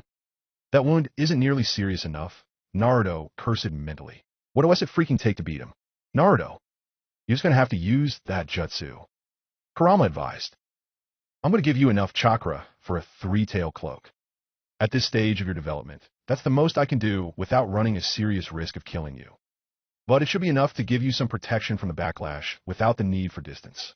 I did not want to reveal you to them yet, but guess there's no other option. Naruto decided as the stage 1 cloak flowed from him, 3 tails forming. 2 extra sets of hands also formed as Naruto began to form a Rasengan with both hands, and the cloak's 4 extra arms also moved around the Rasengan, as it started to once again take the shape of a shuriken. But with the exception of the wind chakra blades, the Rasengan took on a rocky shell. Come on. If there was ever a time I needed you to hold together, it is now. Please don't blow up in my face. Sasuke and Hinata were watching in shock as the cloak formed around Naruto. What is that? Hinata asked fearfully. as she activated her Byakugan and gasped in surprise as she saw a chakra entirely different from Naruto's. What's happening to you, Naruto? If that attack is more powerful than the last. The man thought fearfully. I can't afford to let it hit me. And if I charge, I'm just asking to let it hit me. Time to get some insurance. His eyes fell upon Hinata and Sasuke, and he dashed for them. Damn, Sasuke muttered as the man moved so fast that he was behind them before they could even realize he was coming at them. The man grinned as he reached to grab his hostages, only for Naruto to appear between them and him, completed jutsu in hand. What? I knew the bastard would come for my comrades again, so I made sure to put a Hiration seal on them when I helped them to their feet, Naruto thought with satisfaction. It's over. Earth and Wind style. Solid Raisin Shuriken. He rammed the jutsu into the man's torso full force, adding his cloak-enhanced strength to the blow. Aherf! The man screamed in agony as the jutsu left Naruto's hand, the force of the attack blasting them both back. Naruto still taking serious damage despite the protection of the cloak, which was dispersed. He slammed into Sasuke and Hinata, who skidded back, refusing to drop him. The jutsu exploded a short distance away to do its damage to the man. Quickly, Sasuke and Hinata jumped back, taking Naruto with them, looking in awe at the power that put even a regular Raisin Shuriken to shame. Naruto, that was amazing, Sasuke said. The banged-up Naruto still managed a cocky grin. I'd give the Understatement of the Year award to you, but that was so much of one that if I said it was an understatement, I'd win instead. Sasuke chuckled before they heard. Damn it. I underestimated you, QB brat. I have to retreat.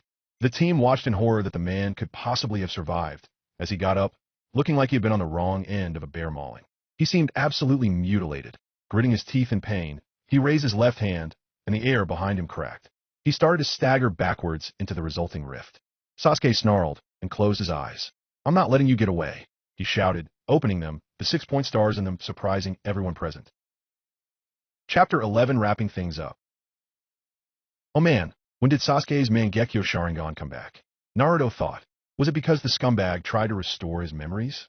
Amaterasu, Sasuke shouted, the name of the jutsu he was attempting just popping into his mind as he focused on the man who was desperate to escape. In mortal terror of what was coming, he extended his right hand, and it ignited into black flames. Before Sasuke could continue, his left eye bled, and he closed it in pain. Shit, the man cursed, realizing that even black steel would eventually be consumed by the flames, and would not go out until then. Realizing his only option if he wanted to live, he turned his left hand into the metal and chopped down on his right arm, literally crushing it off at the elbow. He screamed in pain at this self-inflicted wound as the blazing arm fell to the ground to finish its incineration. He backed into the portal, a look of sheer hatred in his eyes at Sasuke as it closed. This isn't over. Mark my words. When next we meet, I will finish restoring your true self, and you will gladly destroy all that you hold dear now. Damn, he's gone, Sasuke panted as he plopped down, panting and clutching his bleeding eye. What did I just do? It looks like you somehow awakened a stronger level of Sharingan, Naruto panted, feigning ignorance.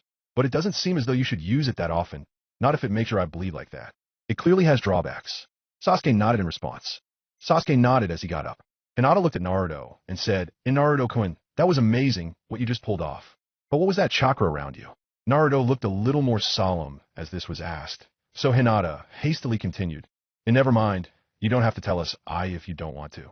No, it's fine, Hinata. Sasuke, Naruto said with a small sigh. Both of his friends looked at him, worried for him.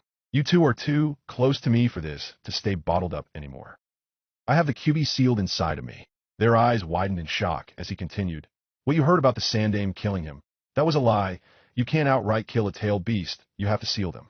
My dad was going to do it instead, but Felix stopped him so that the Sandame could seal him instead. So now you two know why some of the villagers hate me, even if I'm the son of the Yondaime. I did not realize that you had such a burden, Hinata said, thinking that this at least partly explained why there was a great deal of hurt hidden in his eyes. But why was there more than that? Don't worry about it. I have friends like you guys who know that I'm still Naruto, and not some overgrown furball in a human form. Besides, Kurama is not that bad. Kurama? Sasuke asked. What? You didn't think his name was just Kyuubi, did you? I say he is not that bad because he did not attack the village of his own free will. What do you mean? Hinata queried. Think about it for a moment. A being that powerful, and the only 2 times he has a major impact on human history are first when he was controlled by Madara Uchiha against the Shodaime Hokage. Then Kurama told me himself that someone claiming to be the same person controlled him into attacking the village as well. But if he can talk to you, Sasuke said as he paled, how do you know he's not lying to you to manipulate you? Two things. First, he willingly gives me chakra when I need it with no strings attached. Second, his story actually fits a few things from when he attacked the village. You see, Dad told me that there was a Sharingan in Kurama's eye at some point, implying that he was controlled by an Uchiha. Many villagers can attest to that, and Dad actually fought the guy that day, which is why he took so long to go fight the Kyuubi itself. Then, there was the fact that he was summoned to the village. What do you mean summoned? Dummy, do you really think that a walking natural disaster could just waltz on over to a village without being spotted long before he arrived? But no one did notice him, not until he was inside the freaking village. That means he practically had to appear out of nowhere. But if he was controlled at the start, why did he continue attacking once he was free from the control? Well, oh hold on, Kurama wants to tell you this himself. Give me a sec. With that, Naruto closed his eyes and opened them again, shocking both of his teammates with their red irises and slit pupils. Oh, I'm sorry. I should have just told the villagers who were still in the midst of attacking me that it was a big mix-up, and I didn't mean any of it. Huh, Kurama snorted sarcastically. Besides, I was in a very bad mood at that point and needed to vent as well as defend myself. So anyway, Naruto said once Kurama had turned control back to him, Kurama has done nothing thus far to betray my trust, so I will continue to give him the benefit of the doubt. Alright, Naruto, Sasuke said, pinching the bridge of his nose. I'll trust your judgment on this, because I can tell that you're serious. Just don't let the Q. Kurama pull a fast one on you. Alright, let's head. OWWWW. Naruto had just tried to get up before remembering that most of the bones in his right side were broken as a result of the backlash of his jutsu. Naruto, you baka. You tell me not to use my new Sharingan after you pull a stunt like that? The pot calls the kettle. Zabuza dodged a swipe from Samehada and thrust forward with his own large blade only to see it dodged. The battle thus far had been driven to a stalemate, with Zabuza being fairly even with Kisame in the Kenjutsu department and had the advantage of having Itachi and Haku as a distant backup. Their main disadvantage was their inability to fight with ninjutsu for fear of Kisame just absorbing it into Samehada. Kisame did not have that problem and used several water-style techniques against them. Kisame moved to Zabuza's side and cast his hand signs. Water-style shark bullet jutsu. A large shark made of water sped at Zabuza, who leapt back hastily and received a kick from Kisame when the shark man had dashed in front of Zabuza while he had dodged. The force of the blow threw Zabuza backwards, Kobe Kiribocho flying from his hand. Blast, he got me, Zabuza thought as Kisame charged him while he was still in midair, ready to swing his sword with both hands. So it ends here. There was a blur between Zabuza and Kisame, and Haku materialized, arms spread wide to take the blow for his surrogate father, just as he had died last time. Zabuza's eyes widened in horror as the blade came down, about to take Haku's life. Then Kisame suddenly veered off and black flames ignited in the air he had just been in. Just in time. I managed to make him back off. Itachi panted while clutching at his now bleeding right eye. Well, looks like we have a user of the Mangekyo Sharingan. Kisame mused. It was lucky for me, Samehada detected the chakra for the flames gathering, otherwise he would have caught me. This could actually be fun. Then, without warning, the air behind Kisame shattered and a bloodied hand emerged and grabbed the Sharkman's shoulder. We're retreating, Kisame. The mission was a failure. Huh, but I was just getting to the good part. Kisame protested, though he reluctantly stepped into the rift. Do not argue. Fine. And the rift closed. They were gone. What did you do to yourself, Naruto-san? Haku asked in horror while he was working on setting the bones and using some basic medical ninjutsu to try to expedite the blonde's healing factor. After the battle, Naruto, Sasuke, and Hinata returned to the bridge, Sasuke carrying the blonde, to find the battle completely over. Afterwards, the entire group had returned to Tazuna's home, though everyone was nervous about Zabuza, and Haku a little less so, but Itachi assured them that he trusted Zabuza not to do anything now that he was no longer getting paid to do so. Plus, now that Itachi had access to all of Gado's financial information, he could give Zabuza what Gado was supposed to pay him, if he behaved himself. Then Haku began to try fixing Naruto up. It was a good thing he knew the human body so well and had some medical techniques. It was a new jutsu I'd been working on, Naruto groaned. It puts 2 elements into the Rasengan instead of just 1. I was forced to use it in the fight, and well, you can see the result. At least the guy I hit it with is in worse shape than I am. I don't doubt that, Haku muttered. Hold still for me. Setting ribs is a little harder than other bones. Ooh, and it hurts quite a bit too, so be sure to be braced. Gee, you couldn't have told me before the first one? Sasuke, meanwhile, was sitting in the corner, deep in thought. The parting words of that man were still fresh in his mind. This isn't over. Mark my words. When next we meet, I will finish restoring your true self, and you will gladly destroy all that you hold dear now. Sasuke frowned and felt his still throbbing head. What had the guy done to him that could have awakened the Mangekyo Sharingan? Sasuke had asked Itachi if he knew anything about the new Sharingan he had, and Itachi had explained about it, and said that usually awakening the Mangekyo Sharingan required the death of someone close to the Uchiha in question, and could not answer what the man had done that caused Sasuke's to awaken. Itachi had also warned Sasuke not to use it too much, or it would eventually result in blindness.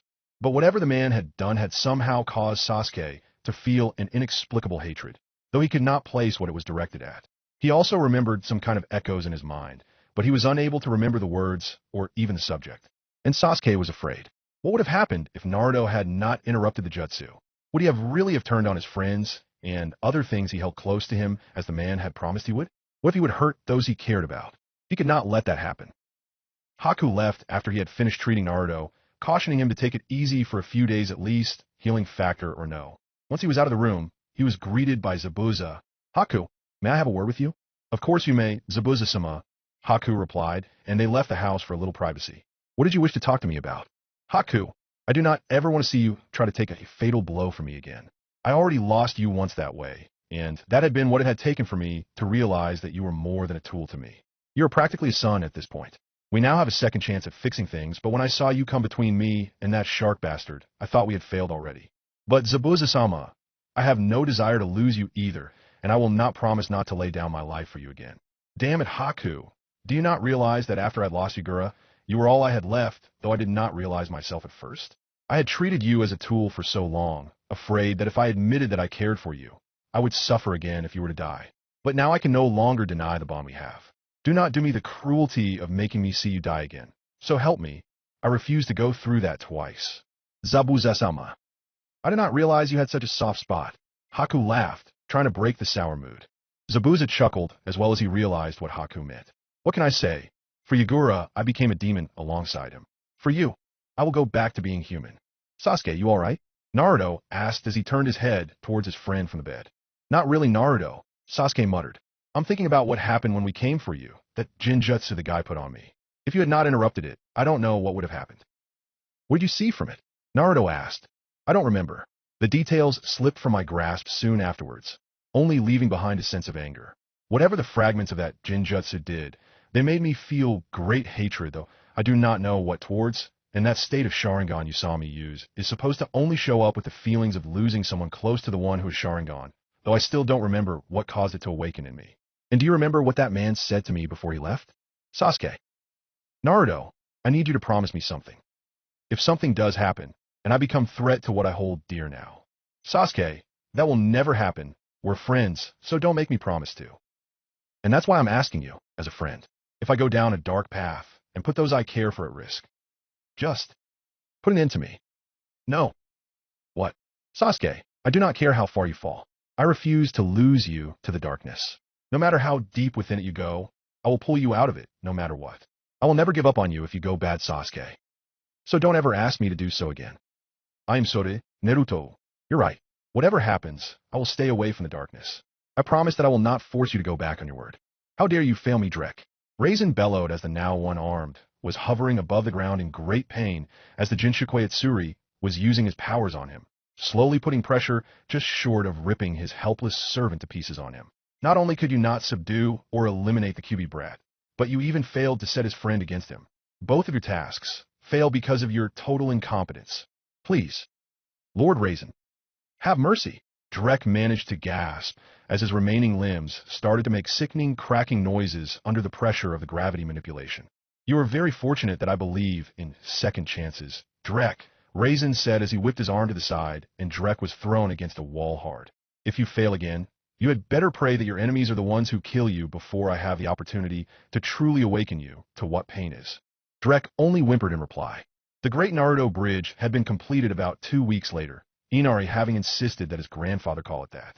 Afterwards, Itachi had given Tazuna the money he had taken from Gato, with a small amount given to Zabuza for the trouble Gato had put him through and to help him get settled in the Leaf. Tazuna also gave the remaining payment for an A-ranked mission, and gave all members of Team Itachi a small bonus. They had tried to refuse the extra, But Tazuna insisted, saying, "You not only kept me safe from Gato and his thugs, but you all helped restore hope to my country and to my family most of all. We wouldn't have this money if you hadn't taken it from Gato anyway. So this is your due. Besides, unless that kid gets more than a steady income, he's going to eat himself and everyone around him into bankruptcy." So they departed the land of waves. And as they walked, Itachi was discussing with Zabuza the procedure for integrating missing Nin into the payroll of other villages. It obviously was not done for everyone, because there were too many trustworthiness issues with most, as well as political issues with the ninja's original village. But those who had something to offer were considered, and considering that Zabuza was one of the 7 ninja swordsmen and his apprentice was someone with a bloodline thought to have died out, they should have more than a good chance at being accepted after submitting to an interrogation and going through a probation period. Zabuza was not happy about the probation period, but took it stoically. They were led into the village and spotted Konoha, who was holding some kind of microphone, and Akari, both running for dear life, while laughing from an angry and bruised Ebisu, who for some reason was being chased by a large number of angry women while he was holding some kind of recording device.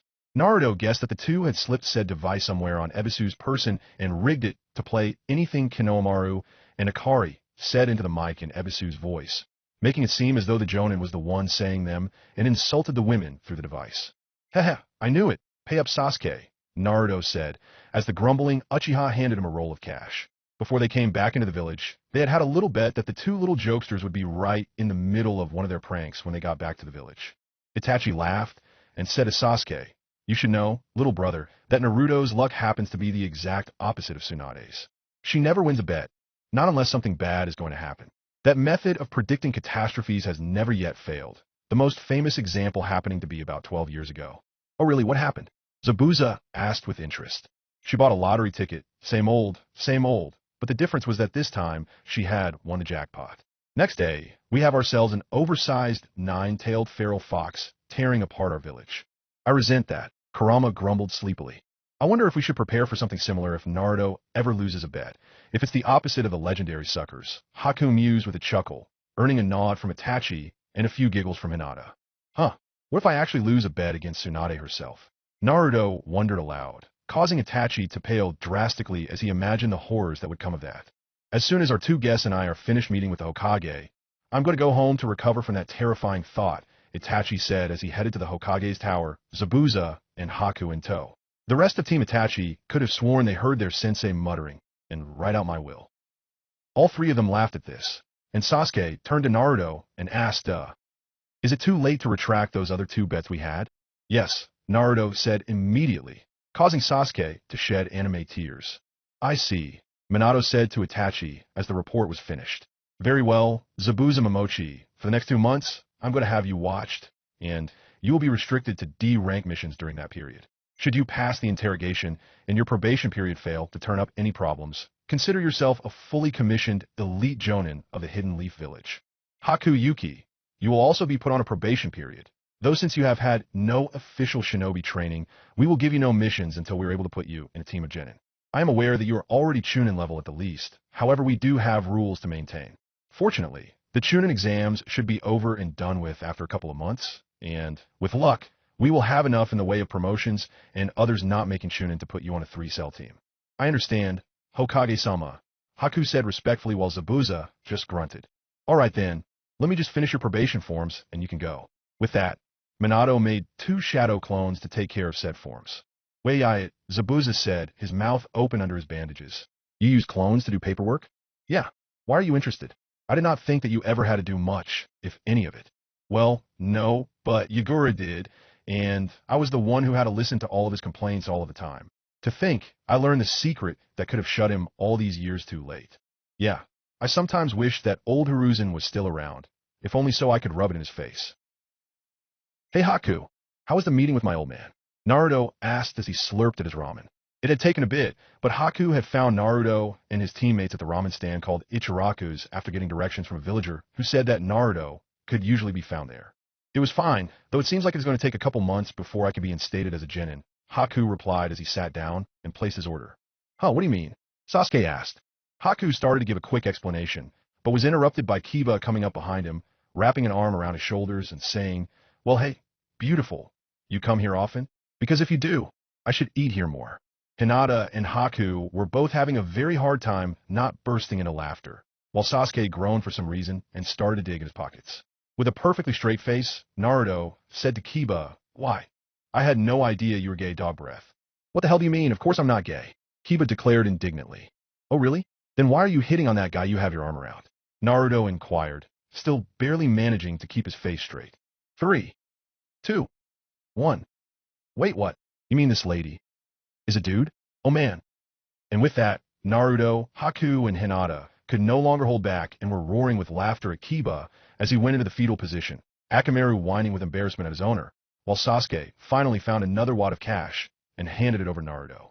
"No way, I am so ruined. I'm going to be known as the village's gay boy for the rest of my life." Sakura, who had arrived with Kiba and her other teammate Shino, was laughing as well. "That's what you get for hitting on every pretty thing you see, dog boy. It was only a matter of time before you came to regret it, though this was not what I had been expecting." "That never gets old," Haku gasped as he finally sobered a little. "Wait, did Sakura cut her hair?" Sasuke thought, looking in confusion at said Kunoichi. "I thought that ever since Naruto thought it would be funny to start that rumor, she would not let a single strand fall without crying about it. Come to think of it, she hasn't gone fangirl on me yet." A little after that, Naruto and Hinata were the only ones left at the stand. Sasuke, having just left, wanted to make sure he still had enough cash to pay Naruto for when the blonde won their last bet laying around. Naruto was on his last bowl when Hinata said, "You know, Naruto-kun, it would be nice of you to let Sasuke off the hook for that last bet since you almost made him broke." "Yeah, it would be, but that would be no fun," Naruto said. "True, but you still should do it. Unless maybe you want me to tell my father about what happened at the end of our first day on that mission." She replied with a deceivingly sweet smile. It took Naruto about 3 seconds before he paled and sweat profusely as he remembered slapping her. "You wouldn't." "Oh, I would. Sasuke is our teammate after all, and I would feel guilty if I let you keep taking his money like that." "All right, I suppose it is too easy. Please don't tell your father about that. Who knows what he would do to me." "Oh, and just what were you not going to tell me?" a voice asked behind them, causing them both to pale to a level that it would be insulting to call white and whip around. Sure enough, right behind them, there was Hayashi with a very scary look in his eye. "Well, is there something I should know?" Well. Hinata started as she and Naruto tried frantically to come up with something before they were surprised by Hayashi breaking out into a grin and disappearing into a puff of smoke to be replaced by Sasuke, who was laughing his ass off. "Oh man, the looks on your faces, I totally had you," he cackled. Apparently he had come back, having forgotten his lighter wallet and overheard Hinata's threat and decided to have some fun with them. Both Hinata and Naruto stared at him for a second before they also started to laugh. "That was way too good, Sasuke," Naruto choked out. "You scare me shitless there." "Yeah, well, consider it payback for the money you took from me." Sasuke chuckled before he was sobered by the evil grin of Naruto's that was very unnerving. Sasuke, you have no idea just what horrible game you have just committed yourself to. Welcome to the world of petty revenge pranks. Sasuke went white as he considered the war zone that was soon to come to Konoha. "I'm going home to write him why will," he said as he left. Naruto and Hinata laughed at him before Naruto asked, You're not going to try to stop me, are you?" "Who's stopping you?" Hinata asked with a grin that scared Naruto a little. "I'm with you. He should know better than to scare me like that. Whatever you plan to do to him, count me in." Inoki, the Sandaime Tsuchikage of a Wagakure, frowned at the reports in front of him, and the one that Zetsu, a member of the organization that the Hidden Earth Village had employed, had given him. All of them dealt with the battle strength of Konoha Hagakure, due to recent developments that caused said battle strength to increase. First off, there was Zabuza Momochi, and that apprentice with the bloodline thought extinct. Somehow, the Hidden Leaf Village had persuaded the former member of the Ninja Swordsmen to join them, along with said apprentice. That was not a good development for IWA. Then there were the 2 Uchiha brats that somehow awakened their Mangekyo Sharingans. Inoki knew firsthand just how powerful those ocular abilities were, having faced Madara so long ago. Now with 2 of them, the old fence-sitter was starting to worry there. Finally, there was the Namikaze brat. If what Zetsu was telling him was accurate, the son of the Yellow Flash had already not only mastered both of his father's techniques, the Hiraishin and the Rasengan, but actually completed the latter. And then the boy had actually improved the completed version.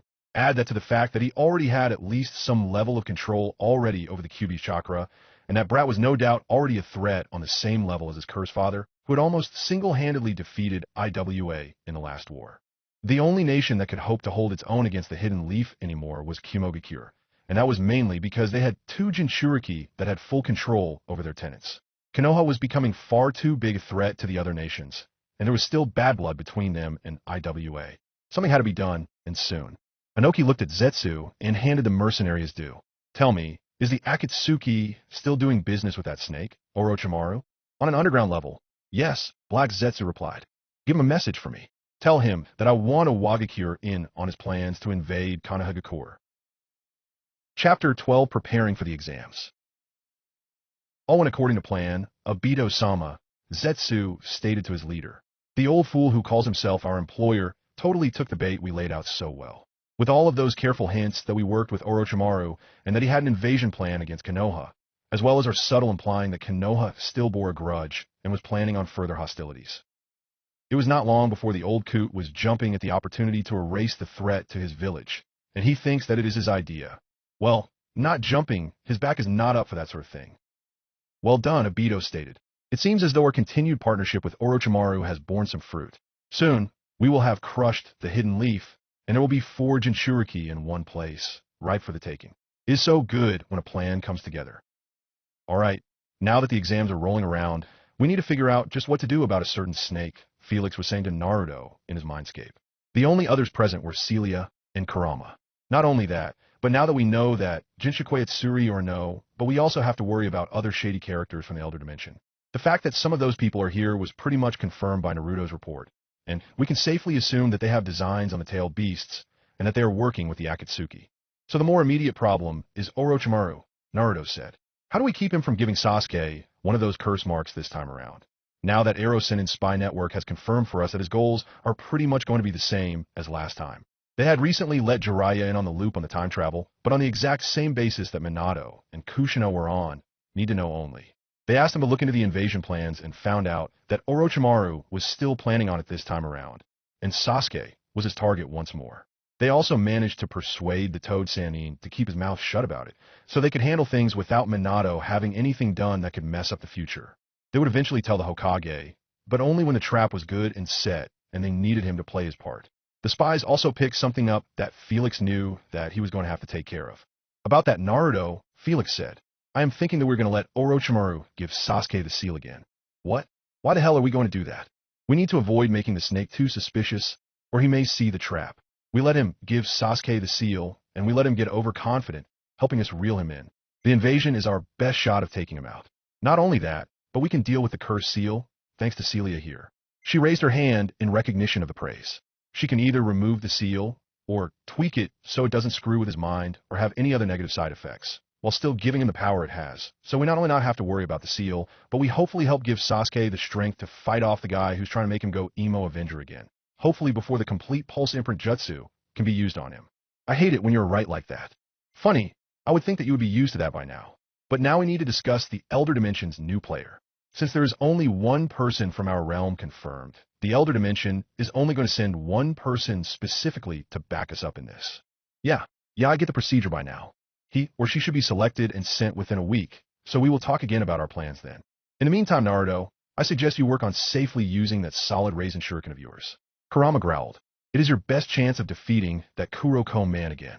You should also make sure your teammates get stronger as well. I still can't believe that you managed to pull a 2-element Rasengan before I did. I'm still having problems forming one of my own, Felix grumbled. Me, who is supposed to be a master of the 5 elements. At least I can still lay claim to being the only one who can possibly do a 5-element one. No one else but one of my clan members can use all 5. No one else, yeah. Naruto grinned, thinking about his future project. Once he got Sasuke and Hinata up to a decent level. So this AOS room is for sparring and training on a mental level. Huh? Sasuke asked as he and Itachi were led into the room by Felix and Naruto. And all physical damage is erased. Yep, Felix said proudly. You too can practice with those enhanced eye of yours without losing any of your vision. So you can learn about your techniques and abilities, allowing you to get maximum effect right off the bat in real battles rather than have to lose some of your vision as you learn. You can also go all out in a spar with no risk of killing one another. Minato and I have gone at it several times already, but he has not managed to beat me yet, although he has been getting close. He even convinced Naruto to bet for him just yesterday, and I still pummeled him. I think I'm going to go put the village on high alert right now. Since Naruto lost a bet, Itachi deadpanned. Wait, you beat Naruto's dad? On a regular basis? Sasuke asked disbelievingly. Yep, and let me tell you, that guy's really strong if he can keep me on my toes all the time. And about the crisis that Naruto's luck predicted for us, Jiraiya's spy network picked it up for us, and we took care of it. Felix looked seriously at Itachi, who got the message about the invasion still being on this time around. All right then, let's get a training, Naruto declared. I cannot wait to kick Sasuke's, but all over the place. Oh yeah, right, like you could beat me, Sasuke retorted. Hey, Hinata, Naruto said as he walked up to her, grinning like a fool, having repeatedly beaten Sasuke in the AOS room. No matter what the young Uchiha tried, Naruto was always one step ahead. He was really starting to love the time travel thing that got him a head start this time around, and he was also improving the solid Raisin Shuriken. He could throw it now, although it required a balance of both Sage Chakra and some Kuramas. He was still trying to get it to work on just one or the other, but at least it was practical now, even if the chakra requirements were heavy. Yes, Naruto-kun, Hinata asked nervously. Listen, Itachi-sensei is thinking about recommending us for the upcoming Chunin exams that start in about a month, and I want to make sure you are ready for it. You got some time to train, one-on-one? It was about a week later when Naruto was approached by Felix, Celia, and 2 other people. I thought you guys said that the Elder Dimension was only sending one guy, Naruto said as he was filling some water balloons of the stream, which Felix guessed was for some sort of prank.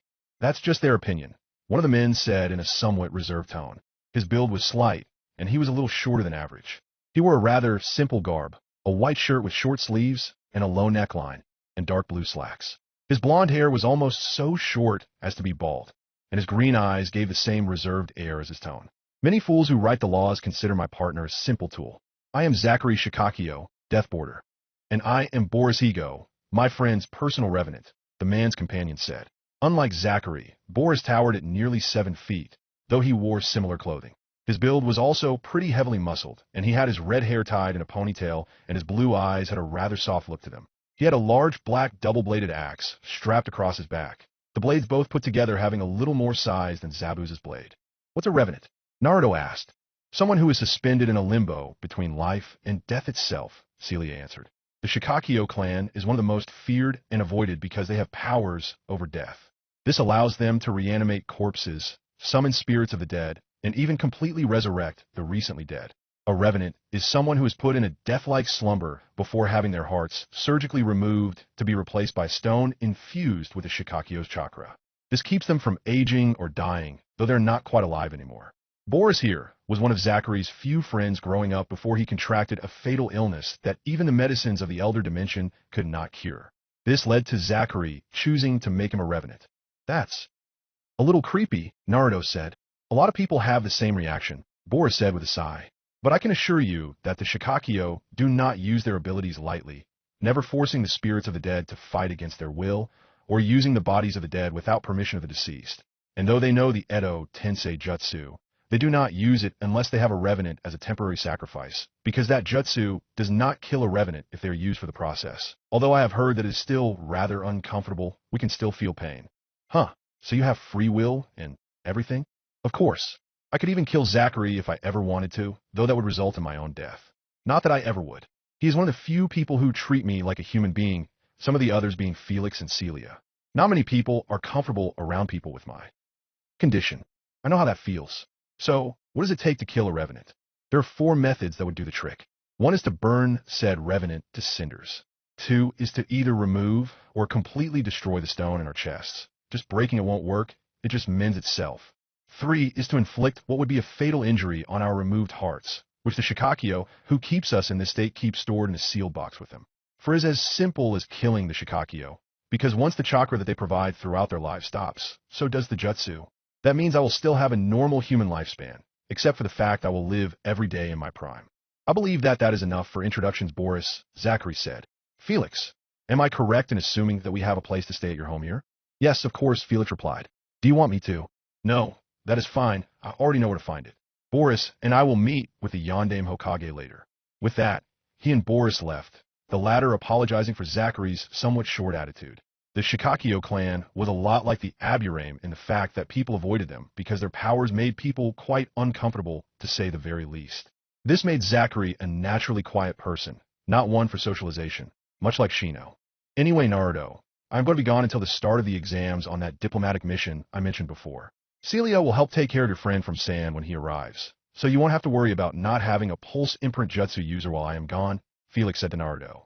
And I will just be going now, before I somehow get involved in your prank, Naruto. Celia deadpanned as she looked at the water balloons the blonde had gone back to preparing. What prank? Naruto asked with a grin. A couple of weeks later, Felix was sneaking around several IWA guards, really cursing old man Inoki's paranoia. Ever since Jiraiya's spy network had uncovered the fence-sitter's intent, the Ishoryu had been trying to think of a way to keep things from getting out of hand. The best he could come up with was to restore the man's memories of the future, though Felix was really wishing he did not have to. The more people he restored the memories of, the more he would have to worry about things changing, and not to their advantage. Fortunately, he knew that Inoki was at least somewhat level-headed, despite his worries against Konoha, and would hopefully try to keep things as close as possible to the original timeline. It would also be good to have another Kage in the loop to change things once other nations got involved in the battle against the Akatsuki. Felix just hoped that things did not get too complicated. Eventually, he made it to the Tsuchikage's building and slipped past the guards. While Felix generally preferred to settle things in straight-up fights, his stealth was also first class. He was finally able to slip into the old man's office while the geezer was taking a nap at his desk, large stacks of paper on either side of his head. Felix thanked his luck that he would be able to do things without a scuffle and put a few privacy seals on the door, as well as entering Sage mode to scan for any unwanted guest cough Zetsukov before walking up to the old man and grabbed his forehead. Wadash. Inoki started as he woke. Pulse imprint jutsu. So what do you want me to do? The Sandaime Tsuchikage asked about an hour later. It's too late for me to back out of the invasion at this point. I'm not asking you to. What I want is for you to double-cross the old snake. We plan on taking him out this time at this point. He'll cause way too much trouble otherwise. Your support will help with the route.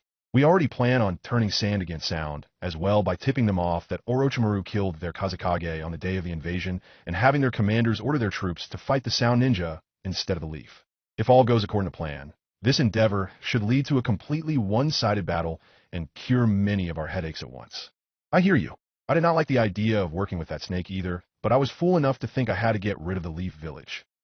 Very well, I will go along with the invasion at first, but at the last minute, Iwa's troops will get their new orders.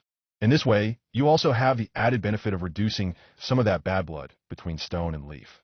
Once the invasion is dealt with, you can likely sign a new treaty with them, so you won't have to worry about Stone being a target of the Leaf later. Another one less headache for you to deal with. Now, if I could just figure out a way to defeat my worst enemy, I could relax a little. Worst enemy? Wordlessly, Inoki gestured to the piles of paper at his desk, causing Felix to face fault. Are you kidding me? Is figuring out that using shadow clones is the solution really that hard? Inoki did a very convincing impersonation of a fish before proceeding to give himself a concussion by banging his head against his desk, saying stupid with each impact. Anyhow, Felix continued as Inoki massaged the bruise. Now that we are done with our planning against Orochimaru, I need to tell you the do's and don'ts of this whole time travel thing. Well, you completed the second step already, Naruto was telling Hinata proudly as they walked through the village. Now we just need, oh, not this again. They turn around to find the usual square rock following them. All right, come out please, Konohamaru, Hinata said while she face-palmed and sweat dropped. Honestly, you four, do you never learn that we never fall for, cords?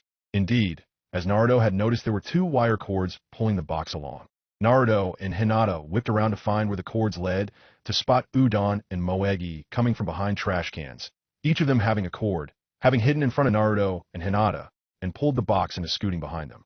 Just as Naruto and Hinata were realizing that they were being had, an icy deluge of water with a few live fish in it rained down on their heads, thoroughly soaking and chilling them. I told you it would work, Konohamaru, Akari gleefully told the boy from the roof they had been stationed on top of, and they slapped a high five while Konohamaru tossed the now empty bucket down, and it landed open end first on Naruto's head. Both teens were twitching rampantly as Naruto pulled the bucket off of his head, and a fish flopped off of Hinata's head. I only have 2 words for the 4 of you, Naruto said in a spooky manner, scaring the heavily laughing kids. Run. Fast. Crap. Konohamaru, Akari, Udon, and Moegi said in unison. Seriously, Temari, you think a village this big would have a few signposts? Kankuro was telling his older sibling. It's not their fault that you're so easily lost and confused and refuse to ask for directions, Temari deadpanned. Boys. Kankuro was about to retort as they turned a corner, when they heard a lot of yelling getting closer to them at a very fast rate. Come back here so we can kill you. You're the one who told us to run in the fur. Ouch. Akari cried as she slammed right into Kankuro and bounced backwards, landing painfully on her butt. Of course, she was not hurting nearly as much as Kankuro was, because her forehead had collided with his crotch. Damn. It. Kankuro grumbled, shivering in pain on his knees and clutching his soft spot, while Temari was laughing her ass off at her brother's misfortune. That hurt, you little witch. He snarled as he rose, grabbed Akari's shirt, and hoisted her up so she was eye level with him. Big mistake. With the exact same expression as Kushina gets when she's ticked, she reached forward, grabbed Kankuro's nose, and twisted very quickly. Airgrig. Now Temari literally had to lean against the side of a building for support, failing to use her lungs for efficient oxygen intake, when Kankuro hastily dropped Bloody Habanero Jr. What's the matter, little bro? Can't handle a little girl? She wheezed. Shut up, Temari, Kankuro growled. Well, that is what you get for messing with my little sis. She's like a mini version of Ma. Naruto chuckled as he and Hinata arrived, the latter still glaring angrily at the four kids. You mean that the little she-devil is your sister? Kankuro demanded. What's the big idea with her attacking me like that? It was an accident. Akari protested. Hey, why don't you tell that well-hidden friend of yours to come down? Naruto asked. The one with the kanji for love on his forehead? Kankuro and Temari whipped around to see Gaara jump down from the branch of the tree he had concealed himself in and look at Naruto with mild interest. I take it that since you guys are from Sand, you are here for the Chunin Exams? You are correct, Gaara said to Naruto. I am Gaara of the Sand, and my two companions are my siblings, Temari and Kankuro. My name is Naruto Namikaze, and this is my teammate Hinata, and the red-headed she-devil is my sis Akari. The other three are Udon, Moegi, and Konohamaru Saratobi. Namikaze. You're related to the Yondaime? Temari asked while Kankuro paled as he realized just who he had come so dangerously close to pissing off. Yeah, but I don't let it go to my head. In Naruto-kun, Hinata whispered into the blonde's ear. That boy Gaara. Do you see the look in his eyes? Naruto nodded as he realized that Hinata recognized the pain that was in Gaara's heart, hidden under the somewhat careless look he was giving now. Hey, how about we get some ramen and get better acquainted? My treat. Very well, we accept, Gaara stated flatly, and Temari and Kankuro nervously nodded. On the way to the stand, they ran into Haku and Sasuke, and the former asked, Hello Naruto-san, new friends? Sort of, Naruto grinned. Well, hi hot stuff, care to join us for lunch? Kankuro asked Haku, earning loud snorts from everyone who knew Haku was a boy. Sorry, I happen to be straight. What? Despite my appearance, I am a boy. Huh. Now everyone except for Kankuro and Gaara were laughing, and even the latter seemed to be struggling against a smirk. The former, meanwhile, was reacting in a similar manner to Kiba. Wow, you're never going to live this down, Temari sniggered. You were already considered to be gay by most of your friends, because of that makeup when they learned that you actually flirted with a boy. It's not makeup, it's war paint. After the embarrassing scene, Naruto, Hinata, Akari, and the three siblings from Sand arrived at Isaraku's, a mortified Kankuro still shedding anime tears. Sasuke, Haku, and the rest of Konohamaru's gang went their separate ways. Hey Tucci, Akari and I are here with friends, so get busy, Naruto shouted. Money, Tucci shouted in glee as he dashed into the kitchen. Once they had all placed their orders, Naruto sat next to Gaara and slipped a piece of paper into the redhead's pocket. The boy frowned but did not say anything. The rest of the afternoon was spent with Temari and Kankuro watching in sheer amazement at the volume of ramen Naruto and Akari downed, and they seemed to be competing. If these two are regular customers. Kankuro asked thoughtfully, how is this guy not rich enough to start a whole string of these stands? He should too, this is good stuff. Do you think he will come? Celia asked Naruto as the blonde arrived in the clearing. He should. I did pretty much tell him all about knowing the fact that he has Shikaku sealed inside him with that note, as well as about the fuzz but inside of me. I told you to stop calling me that, you little turd. I will when I stop calling Drea Erosinin. Naruto sniggered as Kurama groaned as he recognized just how far off that day was. Anyway, he is not the type to blab this sort of stuff. So with that, the two waited. It was not long before Gaara came into the clearing. I came as you asked, Namikaze. So tell me, how is it you have gotten people to accept you? Celia here can put that information directly into your mind, but you're going to have to let her touch your forehead. Naruto replied. And before you ask, no, this is not some elaborate scheme to take you out of the exams. If it was, I could have just tried to poison that ramen at the stand. Gaara frowned and moved to Celia. Try anything and I will kill you, he threatened. I have heard similar things before, she replied before she put her hand on Gaara's head. Pulse-imprint jutsu. Gaara's features tightened in discomfort, but he took the pain. Once the process was over, he glared up at Naruto and Celia, and before they even knew it, they were caught in his sand. Give me one good reason why I should not kill you two now. Because I can tweak your seal for you, so you can actually sleep without that creature that pretends to be your mother's spirit taking you over, and you'll be able to control that blood lust of yours. Even on the full moon, Celia replied without the slightest hint of fear. Because that is no way to greet an old friend. Now, is it Gaara? Naruto grinned. Gaara sighed as he released the two. Welcome back, Go Dame Kazekage. It is good to be back. After a brief explanation of what had occurred and what they were planning for the future, Gaara nodded. I see. So we're going to eliminate Orochimaru this time around when he attacks. Just one question. What are we going to do about my father? I have an idea about that, Naruto replied. We have a new ally who can heal and revive the recently dead. So if we let the start of things go down the same way as before, we should be able to still lure the snake into our trap while still allowing us to save your father. Thank you. He may have done some cruel things to me in the past, but I understand his reasons and have already forgiven him. Okay then, just let me fix your seal for you, Celia stated as she undid her headband. Brace yourself, Gaara, Naruto said with a shiver. It's a little uncomfortable to have her look at you with that extra eye of hers. What? Oh, I see, Gaara said as I was opened. Lift your shirt, please, so I can see your seal, Celia requested. Gaara complied, and she stated, wow. Sloppy, sloppy, sloppy. This was very poorly done. The seal does give you almost full access to the Uchiha's power, but also gives him complete access to your mind. And that is a bad trade-off if you ask me. All right, hold still so I can fix this. A few minutes later, Gaara was rubbing his gut in some discomfort. There you go. You should have your mind to yourself now. Unless you initiate a conversation, Shikaku won't be bugging you for a while. Thank you, Gaara said. It was 3 days later when Felix returned and told Naruto his mission was a success. Coincidentally, that was the same day the exams were supposed to start. Just in time, Naruto grinned. Good luck in there, Naruto, Felix said. Your teammates should already be in the building. Sure enough, the blonde did find Sasuke and Minato waiting for him. Hey Naruto, you notice yet? Sasuke asked, pointing to the block that had the room number on it. Yeah, I did. Let's go to the real room then. On the way, they spotted a familiar face. Hey Zabuza, what are you doing here? Naruto asked. What do you think? Zabuza replied. Since I'm still stuck with low-ranked missions, I am stuck with being an exam proctor right now. Don't think I'll be going easy on you. Wouldn't dream of it. With that, they entered the exam room, soon to be followed by all of the other genin. Things were a little uneventful after that. With the exception of meeting Kabuto again, it took a lot of self-control on Naruto's part not to kill the spy then and there. Then the confrontation with the three-sound ninja happened all over again. As Kabuto was busy emptying his lunch, a voice out of nowhere shouted, "Quiet down, you worthless brats." And Ibiki, Zabuza, and the other proctors appeared in the room. Chapter 13, Confrontation in the Forest. Naruto, Sasuke, and Hinata took seats far apart from each other, as per the instructions of the proctors. Ibiki began to explain the rules of the exam. The hour time limit began, and Naruto was quite unconcerned. The questions were mostly complex things that he did not think were very important.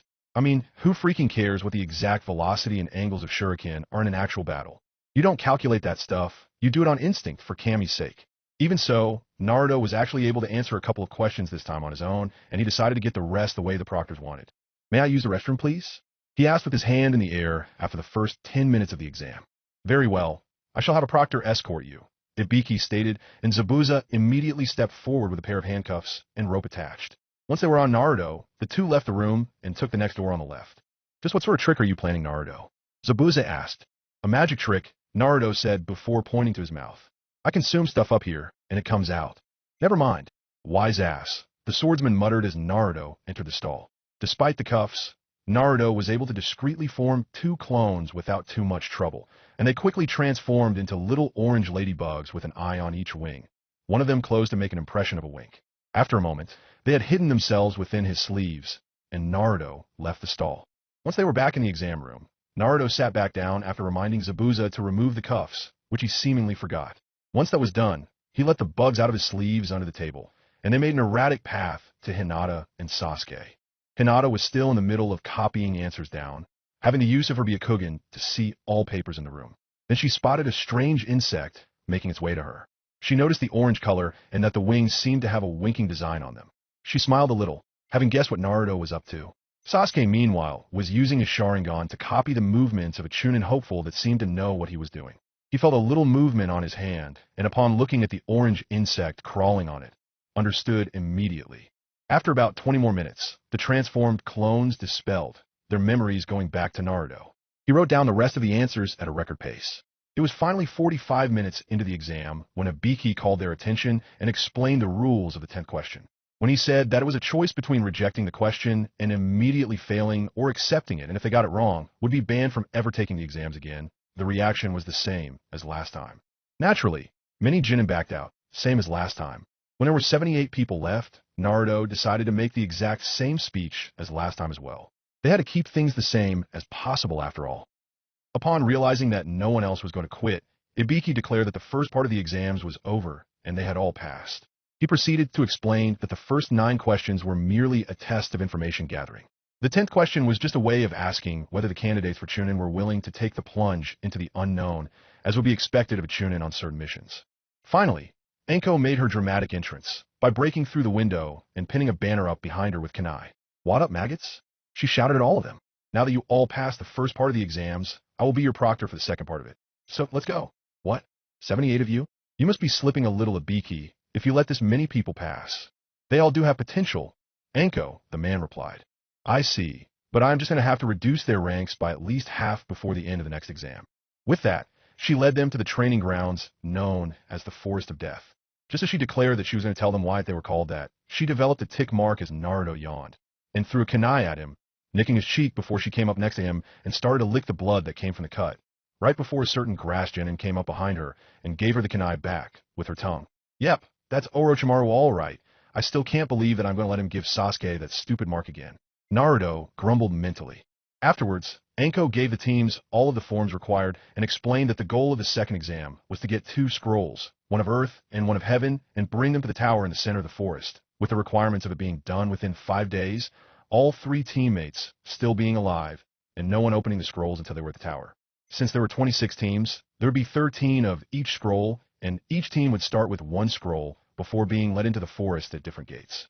It was finally time to enter the forest, and Naruto, Sasuke, and Hinata were quick to dash into their segment.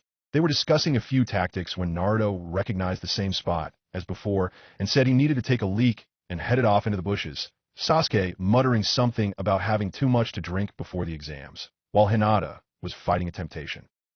Naruto smirked as he pretended to do his business and whipped around with no warning, pulling a kunai and having the aim genin at his mercy. Said genin was cursing his luck as Naruto tied him up and rummaged around the guy's pouch, and lo and behold, there was an Earth scroll, the one they needed. Some small detail must have changed which scroll the Amage Cure team got this time around, to the delight of the young Namikaze. "Hey, I bagged us a prisoner already," Naruto declared as he came out of the bushes, dragging the guy along with him. And guess what luck would have him have? He brandished the scroll with one of his trademark grins on his faces. "Nice work, Naruto," Sasuke replied. "It's about damn time your luck was used for something other than evil. Though you could have saved some of the fun for us." What fun. This guy was way too easy. "Anyway, I will carry the scrolls, since I'm the one who acquired our second one." "Alright, fine. Let's get to the tower, so we don't have to fight anyone else until the next part of the exams." "Good idea," Hinata replied. "Yeah, I second that," Naruto agreed. "If we move out now, and fast, we can probably beat the ones who head straight for the tower to set traps to the place." Temari and Kankuro were seriously confused right now, as they made their way through the forest, their youngest sibling leading the way. "Kankuro, do you think that Gaara has been acting a little odd lately?" Temari asked. "Yeah, I mean he has not threatened to kill us more than once or twice over the past few days," Kankuro replied. "It's like the world is coming to an end all of a sudden." "I can hear you both, Gaara stated, scaring the crap out of his 2 siblings. "If you do not enjoy the way I am acting, I could always." He continued as the cork in his gourd shivered a little. No, we love the new you." Both the older siblings almost screamed in a panic. Gaara chuckled mentally. Ever since he had gotten his memories back, he had been playing small jokes on both of his siblings. He was going to enjoy scaring them a little over the upcoming weeks. "Darn the luck. Kiba cursed. Why couldn't have those morons have had an Earth scroll?" "Well, we can still use the surplus one if we need to barter our way out of a situation," Sakura sighed. Team 8 had managed to trap another team in one of their little traps using leeches. "Yeah, but..." "Hey," Kiba sniffed the air as he came to a stop. "There are 6 cents over in that direction. I think we should check it out." "I concur," Shino stated. "If there are 2 teams possibly about to fight, the odds are good for them having the scroll we need. Not only that, but if they did fight each other, we have the opportunity to take advantage of the winning group being weakened." "Well, let's not just stand here and talk about it. Let's go," Sakura replied, and they quickly went towards the direction Kiba had found the sense in. Upon arriving and spotting the 6 people facing off, they quickly hid in the bushes, and they watched in fear as Gaara fought the 3 ninja from the Hidden Rain village. "That's not possible," the lead ninja of the team shouted in denial, staring at the shield of sand that kept the needles of his attack from harming Gaara. "Those needles are capable of penetrating 5 millimeters of steel. It's just your rotten luck you had to go up against Gaara," Kankuro said smugly. "You guys are dead meat." The leader of the Amage Cure team charged, only for sand to wind around his ankles, and before long, all but his face was covered in binding sand. Gaara proceeded to bind the other two in the same manner. "Which scroll do you have?" the young Jinchuriki demanded, to the surprise of his two teammates, who were expecting him to just kill the three ninja right off the bat. "Earth," one of the shorter ones confessed in a panic. "Darn, that's the same one we have," Temari muttered. "We should take it anyway. It will mean one less team will have a shot at passing." "If you value your lives then," Gaara stated as his sand wrapped a fallen tree branch and crushed it into splinters. It did not take the three long to get the message, and they hastily nodded. Gaara released them from the sand coffins, though he left an ample amount around their necks as insurance. The shortest on immediately handed the scroll over, and Gaara removed that sand as well. "Leave," the boy immediately told them. Once they were gone, Kankuro and Temari stared at Gaara in sheer shock. Before they could inquire, however, Gaara turned to a few bushes and said, "You three, hiding in the bushes, you should come out now, or else you won't escape my sand." Reluctantly, Team 8 emerged with their hands raised to show that they would not attempt to fight. "Which scroll do you three have?" Gaara asked. "We happen to have 2 heaven scrolls," Sakura replied fearfully. "If that is the case, then that means between our 2 teams, all 6 of us should pass. I propose we trade a single heaven and earth scroll and head to the tower as a group." After Gaara said this, Kankuro and Temari were doing the most realistic fish impressions anyone would ever see. If they had not just seen Gaara use his sand, Temari would have been certain they had an imposter in their midst, and Kankuro was busy trying to dispel whatever jinjutsu he thought he was in. "That sounds quite reasonable," Shino said as he tossed one of the heaven scrolls to Gaara, and the latter delivered the surplus earth scroll with his sand. "Then let's get going. Just keep running, Hinata. Naruto will be fine," Sasuke was shouting. On the way to the tower, they had been ambushed by a grass genin, who had assaulted the team with a powerful wind jutsu that had blown an off-guard Naruto away. It became clear to Sasuke shortly afterwards that the genin was on a level way beyond them. Of all the times to not be able to use Mangekyo Sharingan, he cursed in his head. Flashback. "Sasuke, once the exams start, you may well be tempted to show off all of your abilities," the woman known as Celia was telling the boy. "I don't need to tell you that this is not a wise course of action to take. That is why your brother has asked me to place a seal on your eyes for the duration, so that you cannot use Mangekyo Sharingan, to remove the temptation." "What? Why?" Sasuke demanded as he contemplated going against other people taking the exams without his greatest weapon. "Because you should stand a good chance already against other teams taking the exams. Mangekyo Sharingan is a very dangerous power, one that will more than likely kill your enemies without you meaning to, and its use brings blindness, as you already know. Plus, the exams, while important, are not the sort of thing you should use this ocular ability to get through. Even if you're sure that you can resist the temptation, it is easy to end up thinking about using your strongest powers to expedite a battle against a stronger foe, even if you could win without it. But what if I actually do get into a situation where I actually need it to survive? We have already thought of that. Naruto is progressing fast in Fuinjutsu, and we will be giving him the formula to remove the seal in case of emergency. TCH fine, though I don't like it." In flashback, what Sasuke did not know was that the real reason, though the ones given were also good ones, were to make sure that he did not use it against Orochimaru. They still needed to make sure that he got the curse mark, and they also did not want to let Sasuke get unnecessarily closer to blindness. Letting him have access to Mangekyo Sharingan was too risky in the fact that it would give Sasuke a chance to fight the snake off, and there was also the fear of Orochimaru getting so interested in Sasuke that he would kidnap him right away. Sasuke quickly pulled Hinata into a hiding place and told her to keep quiet. He was still cursing his lack of Mangekyo, and the fact that the only one who could release the seal had to get himself blown away. He would not have noticed the snake about to bite him if Hinata had not shouted out a warning. Naruto stood next to the remains of the popped snake. Just as before, he let the summons eat him, before he spammed his clones inside the snake. End result was the same as before. He quickly sent a single clone to the location of his teammates. Sasuke watched in terror as the grass genin rose from the hide of the giant snake summons he had killed with a few well-placed shuriken. "Well done so far, Sasuke, but you are not nearly good enough yet," she said. "Not if you want to kill the man responsible for your clan's lost honor." "What do you mean?" Sasuke asked shakily. "They were the ones who tried to start a coup, and its leader, my father, is already dead." "Ah, but you see, that is only the end result. The catalyst was the betrayal of the man known as Madara Uchiha when he fought against the Shodaime Hokage. This had led to mistrust of your clan from the village, which only increased when the Kyuubi attacked the village nearly 13 years ago, because Madara was the one controlling it. So Madara is the bastard who took away any respect the village had for the Uchiha. It is only natural that the clan could no longer take the blame, and decided on an uprising, though your father was in actuality spurred on by Madara, who was operating from the shadows again. Sasuke's eyes narrowed at this. Your brother may have been the one whose hands killed Fugaku, but Madara is the true reason he died. Do you not want revenge? If you were to kill the man and bring his head back to Konoha, that would bring the justice the village and your clan need for the waters between them to finally calm. But for that, you need more power. Sasuke's hands tightened. The suffering the clan and the village had gone through was all the fault of a single Uchiha. And this grass genin was right about one thing. Madara did have to die for his crimes, and Sasuke would like nothing better than to be the one to do it. If not him, then at least another Uchiha, for it was their honor that Madara had been stepping on all this time. Don't listen to her, Sasuke, Naruto shouted as he landed next to his friend and comrade. Revenge is not the way to go, and besides, I seriously doubt she would give you power to achieve it for free. Naruto-kun, thank heaven you are all right. Hinata cried. Good of you to show up, Dobe, Sasuke declared. Now could you? Sorry, Sasuke, I am just a clone, and I don't have the chakra to undo that seal, the clone stated. The original is in the middle of fighting one of these ladies' huge-ass snakes. I'm going to dispel, so he knows where we are and can come to help. Sorry, Sasuke, but that means you're going to have to fight her. You will last longer that way than exposing your back by running. I don't want to have to find you again. So quit being a pansy. With that, the clone disappeared in a puff of smoke. Hinata stayed back. It's me she is after, Sasuke told her in a determined tone. He was not going to run away, not after what Naruto told him, but he did not want his other teammate getting hurt. But Sasuke-kun, Hinata protested, not wanting to abandon her comrade. Don't argue with me. I have to hold her off as long as I can, and I can't do that if I have to worry about you as well.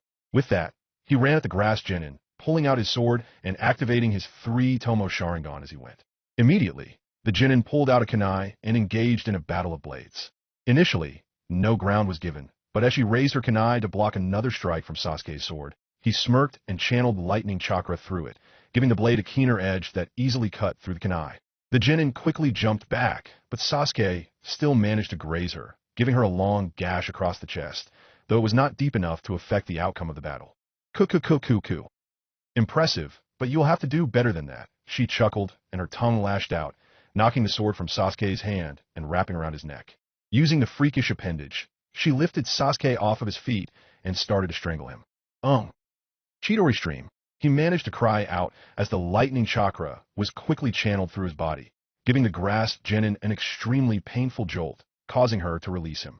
Not giving her a chance to recover, he threw several shuriken and kunai at her, which she still managed to dodge, only to get caught in the wires he had attached to them, and she was slammed against a tree and bound to it. Sasuke immediately followed up by casting hand signs. Fire-style dragon flame jutsu.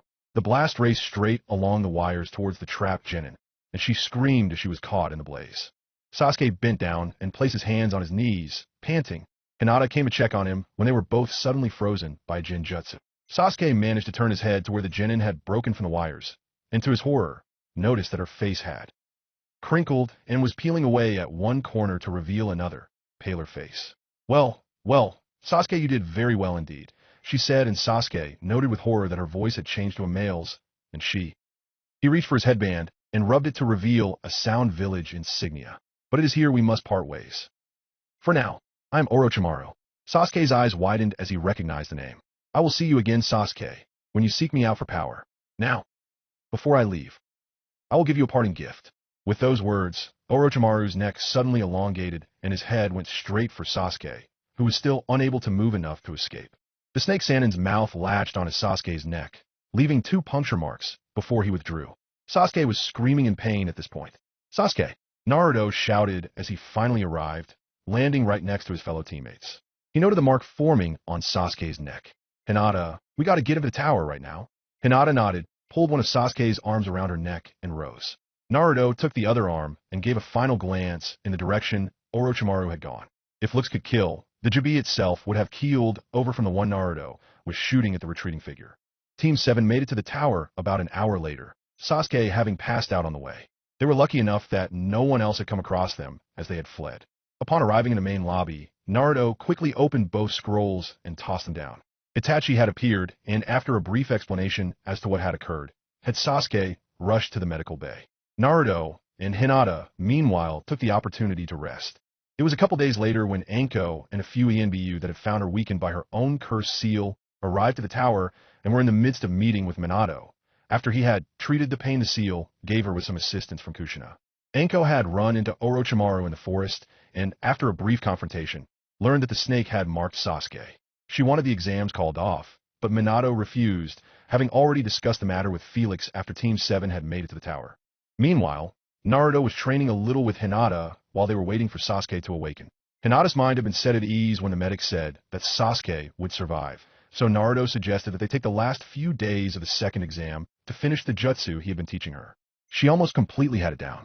Gaara's team and Team 8 had arrived before Team 7, and though Sakura was anxious to see Sasuke, she seemed in control of herself, much to Naruto's surprise. She had been such a fangirl, her only rival in that respect being Ino. What kind of training had Kurinai put her through? Sasuke had woken up, and Kushina put the curse seal under one of her own seals as a temporary measure, for Celia would need more than a few days to fix the curse seal to the group's specifications, and the preliminaries of the third exam would begin sooner. "Hey, how are you feeling?" Naruto asked Sasuke as the latter arrived at the mess hall. "I have been better," Sasuke replied. "That Orochimaru really did a number on me with this stupid thing." He rubbed his neck absently. "At least Mom did a decent job sealing it. Who knows what that thing could do to you unchecked?" Celia said she could take a look at it later, and her sealing expertise puts even Mom and Dad's to shame, so whatever that snake bastard did, you won't have to worry about for long. "Any other teams make it to the tower yet?" That sand team arrived with Team 8 before we did. The sound team also showed up, followed by Niji's team. "I wonder how he's doing. It has been a while since I saw him." That Kabuto guy was the last to arrive with his team so far. So that is 6 teams so far, including ours. I wonder if anyone else will come? Call me crazy, but I have a hunch that Shikamaru, Choji, and Ino will be here. That lazy bum, the fatty, and the tied for first fangirl? "Give me a break," Sasuke said before he sensed a large level of killing intent behind him. Whipping around, he saw said fatty glaring at him, with Shikamaru and Ino coming behind him. "Help me," Sasuke muttered as he now had to worry about the fangirl and an angry Choji. "Sorry, team, you're on your own for this," Naruto grinned. "Screw you, dope," Sasuke snapped before he ran for his life through the hall. "Troublesome," Shikamaru muttered as he watched his 2 teammates both chase Sasuke, each for different reasons. "Everything is troublesome to you, Shikamaru," Naruto chuckled. "If it was not required for life, you would probably think the same thing about breathing. By the way, how did you guys get your scroll?"